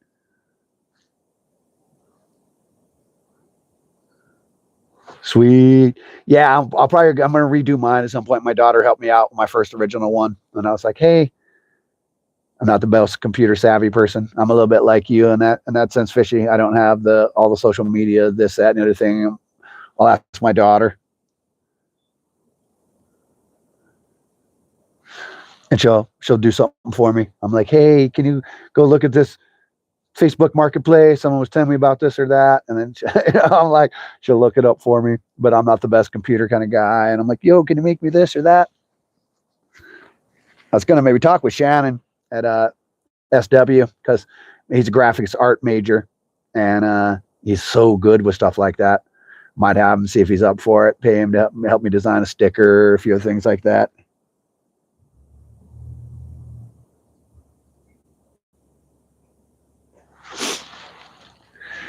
She's smart. Studies were done, and if you guys notice, like, think about like fast food restaurants. Think about most restaurants you see out there.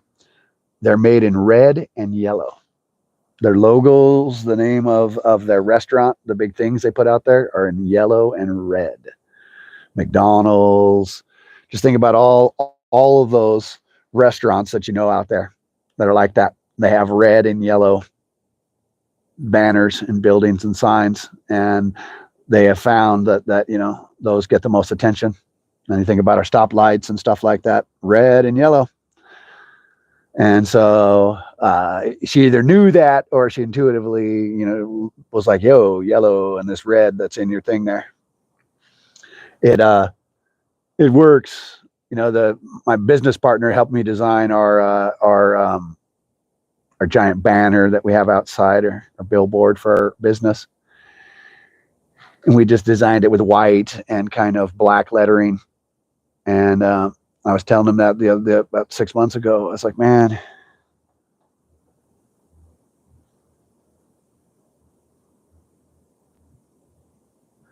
yeah, it grabs you. It grabs your attention. And so the red and yellow, if you scan a place real fast, those two colors, they grab your attention. Red means stop. Red is notoriously bright, like a warning kind of color. And yellow it grabs you too. So there's something to be said about people who study advertisement and they study human impulses, if you will, like all that subliminal stuff they used. Oh man, that plate's gone over there. That one. They know what they're doing. There's the human brain, the human psyche. It falls prey to certain patterns, and repetition does it.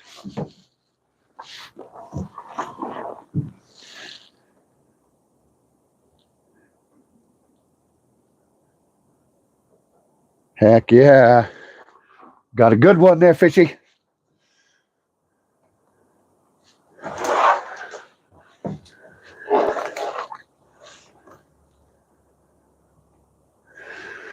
Yeah, they've done a lot of kind of studies on how to kind of manipulate the human mind.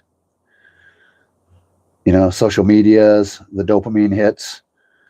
Zuckerberg even talks about it. He knew very well what he was doing when he created the reality where people get these dopamine hits.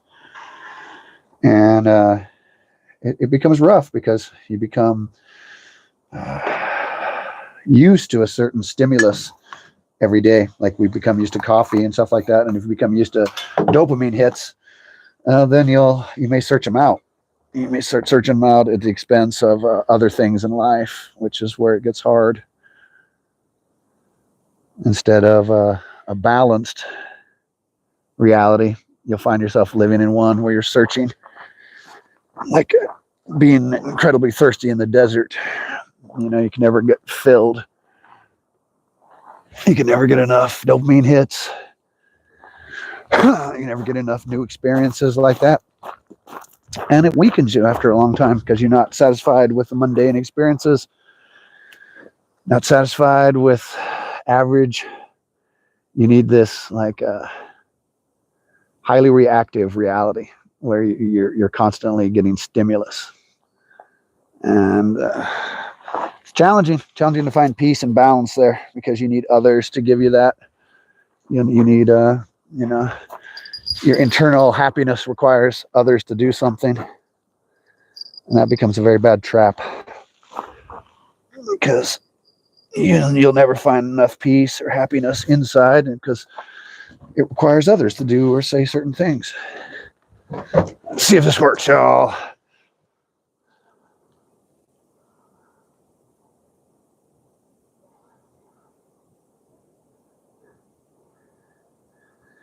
Yep, it really is, man. They know what they're doing. They really do. And this McDonald's, they put a lot of sugar and stuff like that, make everything they had more addictive. And even the bun, the bun has an insane amount of sugar in there. Hamburger bun shouldn't have that much sugar in it, but they found that, oh boy, if we sugar the heck out of everything and people salt and sugar it, that their palate will like it more. I'm always very skeptical when it comes to like a study that says this, or a study that says this kind of food's bad for you, or a study says this kind of food is good for you. If there's a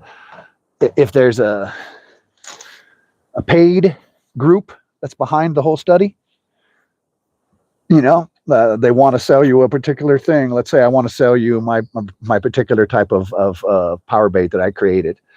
Then I go out there and I tell you that, oh, fishing with night crawlers is bad. Fishing night crawlers hurts fish. It's really terrible for the fish. But this bait here is perfect for fish. Well, then, it's going to make me second guess. I would, if I was putting that out there telling you all, hey, don't buy this product because it's bad. Buy this product. So that's what I see with a lot of it. Yep. And, it all started in like the 50s. It all started with these Nabisco companies and stuff like that. And they saw the share of the marketplace that they could get. They started creating things like margarine, and they wanted to, their target was the housewife. And so then came into the 60s where the women's lib movement picked up a lot of steam, and women were going to work in the first place a lot.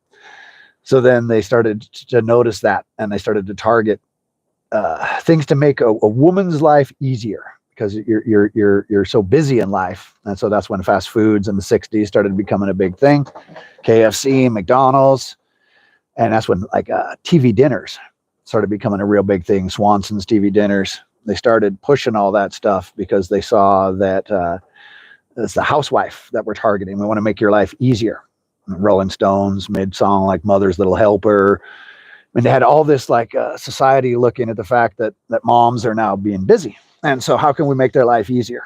And so they started packaging food, and they started making things that were easily prepared.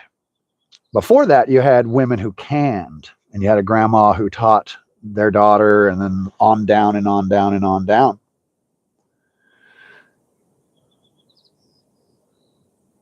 Oh yeah, animal crackers were good, man. I liked those when I was a kid. I liked an animal cracker. I won't lie, that was a good thing. I liked that. I liked me a little box of animal crackers when I was teeny. And so all that kind of like led rise to all this BS. And so they started doing so many weird things to manipulate people. And so they're telling you that eggs are bad. High cholesterol eggs will lead to high cholesterol, which will lead to, clogged arteries, which will lead to this, which will lead to that. 20 years later, they're like, oh, well, we couldn't really prove that, and so they stopped saying it. They said butter was terrible for you. And then they're like, well, actually, they only said butter was terrible for you because they wanted you to buy margarine, mind you. And then after a while, they're like, oh, you know what? Actually, butter is much better than any of these seed oils out there. And these seed oils can lead to cancer and do this and that. But butter, it's got a natural omega balance of oils. So then they're like, butter's not so bad. In the 80s, I remember it was all about your calories. Like aerobics was a big thing. Richard Simmons, Jane Fonda, everyone had like this aerobics thing they were pushing. And the whole big thing was your calories. Got to watch your caloric intake. Your caloric intake is huge. Sugar is bad, bad, bad. So I've seen so many interesting things that are designed to make certain people a lot of money. And then they tell you, they give you a food chart of what we're supposed to eat. Exactly, man. Same here, Ghost. Butter. I use tallow. I use beef tallow, man. I love to cook with beef tallow. And you can get that stuff so hot, man. I got this really good, nice refined stuff. I know people that make their own beef tallow, and it looks pretty cool, but I don't go that far. But man, you can get that beef tallow hotter than anything, right up there with like peanut oil. You can get that sucker in the 400 to 500 range. You can get your beef tallow smoking hot. And I love it. My daughter loves it. And we cook most everything in it. And she's like, oh, it's great, man. Yeah. Yep, that whole thing. It was just a big scam, man, and it was just terrible. We've been so misled for so long, and we've been misled by corporations that want to make money, and so at the expense of the human being. And that's what's been rough, man. So many people have been affected by it. Our society,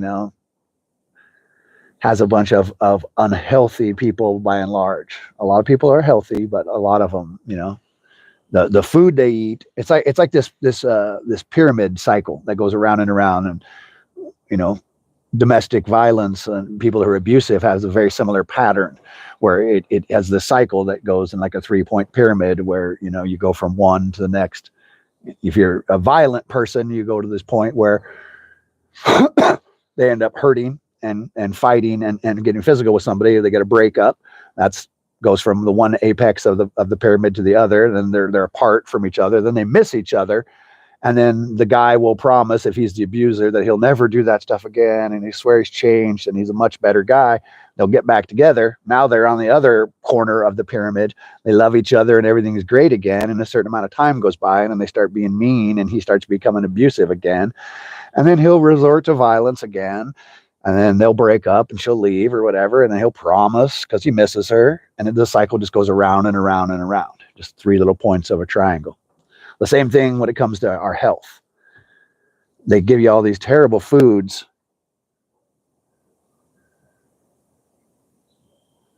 And yeah. And so the food that they give you is so bad that it weakens your system over and over and over. And then they send you to the doctor. And the doctor doesn't necessarily really want you to be healthy, because if you're a totally healthy person, then you won't be bringing him business. So he wants new business. He wants a repeat customer. So the doctor will give you a certain type of stuff that doesn't really cure you as more as it treats you. And so he'll slap you with a whole bunch of pills for your depression and everything like that. And then now you're going to have massive side effects. Can't sleep very well because all the pills, or your back hurts. So he'll give you some soma, some muscle relaxers for that. And now your stomach doesn't work very good because of those. So he'll give you more pills. So then now you're on the other corner of the pyramid. And then now, you'll drop back off, and then your health and your body and everything like that decomposes. And so it's a system that they want us stuck in. So where we eat bad, we don't really have a cure for it. And then you go back to this mediocrity point of just being satisfied with your experience, and then you break down, and then you reach out and you try to get help again. And it's this strange little cycle that people get stuck in. And so it's a tough one. And no, don't get me wrong there. I've observed and I've noticed. Now, those are the things that I paid attention to. And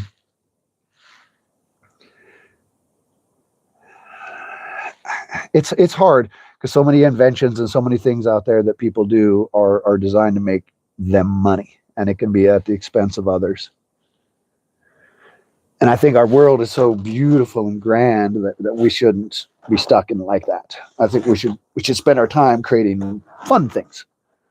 I like Star Trek and stuff like that. I love that society that they created where money's gone, but what is left is still a desire to be the best that you can. And so instead of like social rank by money, like you got the real rich people, the non-real rich people. In a Star Trek world, you got the people that are accomplished. They studied and they learned a good trait, and they're a great engineer, or they're a great pilot, for example, or they're a linguist. And so if they're a studied linguist, then they can meet a new alien species they've never encountered, and they can figure out how to communicate with them because they're a studied linguist. So in that sense, in a Star Trek setting, you have as much pride in what you do as we do. You just don't get paid for it. You get status. Everything is taken care of because there's replicators, and you can make everything you want in the world just by pushing a button. So there's no more need to have to make money. So there's no scarcity. No one goes without in that world. But people are still very proud of their God-given talents. But they just use them to make a better society instead of to make somebody rich. So that's my little thought on where it would be great to see us as a human society head towards. Get money out of the picture. Then people use their energy for creating what's in their heart. You know, how many times has everyone stuck? You know, this is what I want to do, but I have to do this to make money. Oh, I hear the eagle over there now.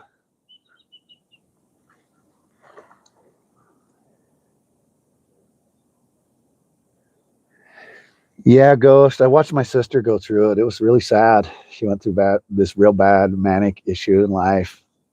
And then, you know, our childhood was really rough. And my sister went to an even rougher time. She had a lot of bad domestic abuse in her life, and she just never dealt with it.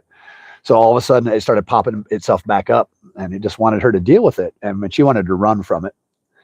And so she had like a breakdown. And man, they slapped her up on so many different medicine.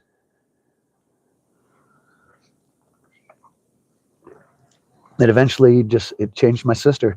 She was not the person I grew up with. That was my best friend throughout my early teens and 20s. And she was gone. The medicine just changed her. She was like a zombie. The only way she could deal with life was all these heavy medicines, and she was a zombie. And after a decade of it, it literally ate her up. I mean, she just was gone. Her brain was gone. And I look back, and the sister I knew just disappeared. And, you know, I'm sad to say, but she's not with us anymore. And she took her own life because she could never really deal with it. She eventually got off all that medicine, and all that repressed stuff from 25 years of not dealing with it came up, and it was too much for her. I always took the strong route. She always was like, I don't know how you can do it, brother. I just faced it head on. I went through a lot of counseling and anger management. About 5 years of counseling, a couple years of anger management. I had to get my crap together, man. I was destroying myself.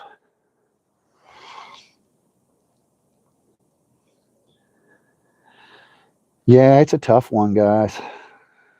But we have a choice, and, you know, we can't control what others do, say, or think, and we can't control what Big Brother does or thinks, but we can control how we react, and we can control our attitude, and we can control what we want to put out in the world.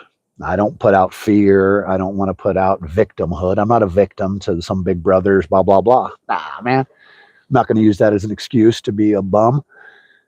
Life is what it is. Make the best of it. If you get, we're getting hit. Man, and I've got a miss. Hitting a miss. I may have to use treble hooks, which I'm not a fan of using, man. But use like these little teeny tiny treble hooks in this bait.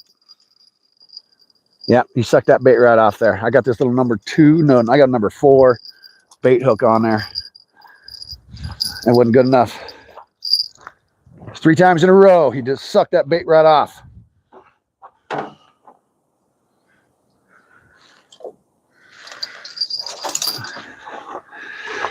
I got to get ready to shut the live down anyway, guys. I got to get my daughter a ride. She wants to go to that town, celebrate the big 420 festival, and she needs to be a good adult about it all.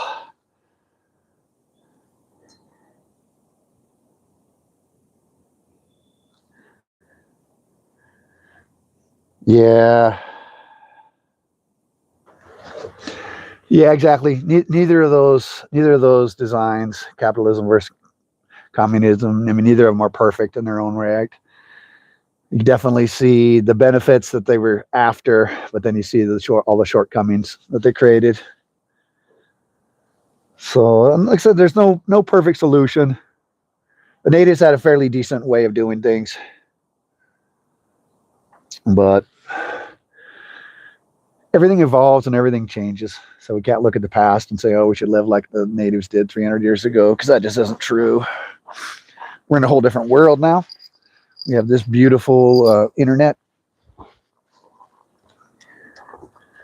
lot of people have had difficulty like embracing the technological age, thinking that it's not a natural kind of an evolution.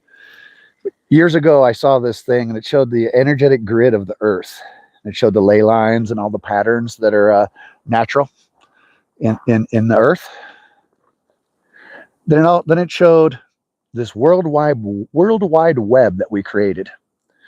And wouldn't you know it, this thing we call the internet, the World Wide Web, has the exact same energy structure, has the same energy grid that the Earth has naturally. Huh. We created something that we thought was a very unnatural thing that we call the internet, World Wide Web. Without even realizing it, we built it in a way that mimics the exact same energetic ley line structure of the Earth. So I don't think this technological age was by accident. I think it was an evolution that was supposed to come. And I think we should embrace it and work with it. And like I said, we have choice. We have choice to be beautiful and be good people. And that's what I encourage all of you to do. Go celebrate Easter Sunday with whoever means anything to you. Spread some light. Do good things today. If you like to work in the earth, go get your hands dirty.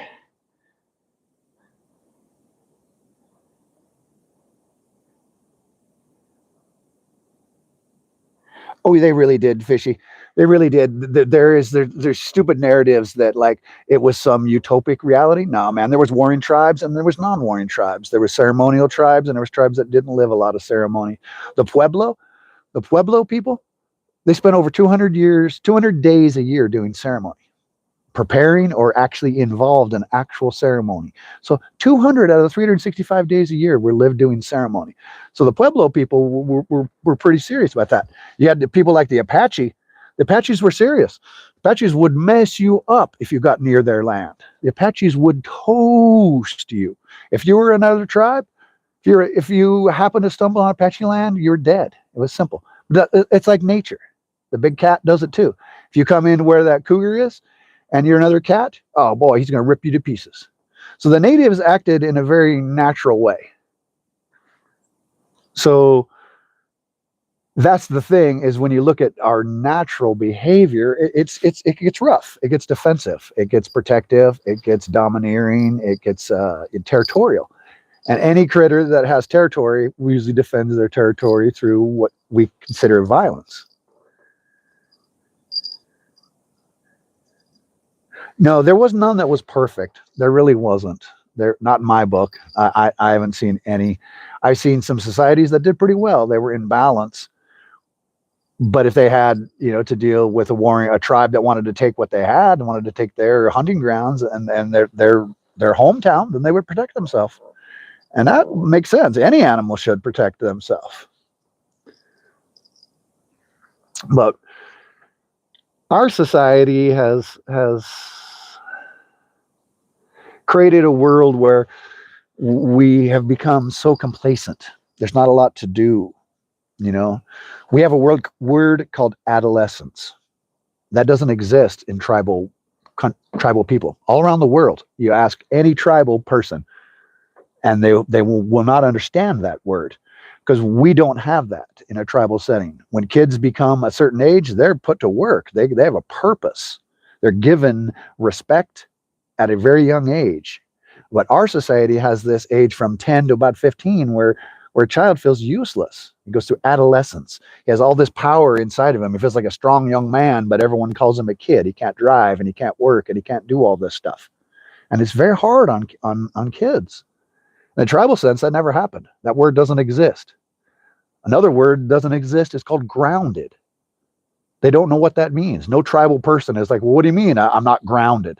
Because they all live in a tribal way, so they are grounded. So they don't understand that philosophy. How can you not be grounded? You live on the earth. Well, you live in a plastic shielded thing, which does not receive any of the electromagnetic frequencies from the earth. So you may live on the earth, but you live a shielded version of the earth that lives in a cement building, which doesn't receive the frequency, and you wear rubber on the bottom of your feet, which stop the EMF frequency from touching the human body. So in our society, we're not grounded. But all tribal people are like, what? We're always grounded. All All right, hey, beautiful folks. I got to cut this one. I got to get out of here. Go take my daughter to that cool little town. Look at this chair before we get out of here. Someone built this crazy big chair. You can sit right here on your chair, sit out here, do some fishing, or just sit out here and look at this view. Oh, what a good time. Well, happy Easter, everybody. You guys take care. Keep smiling. Keep being good. I'll pop up whenever I can. I appreciate everybody up there. Take care, Fishy. Bye, guys.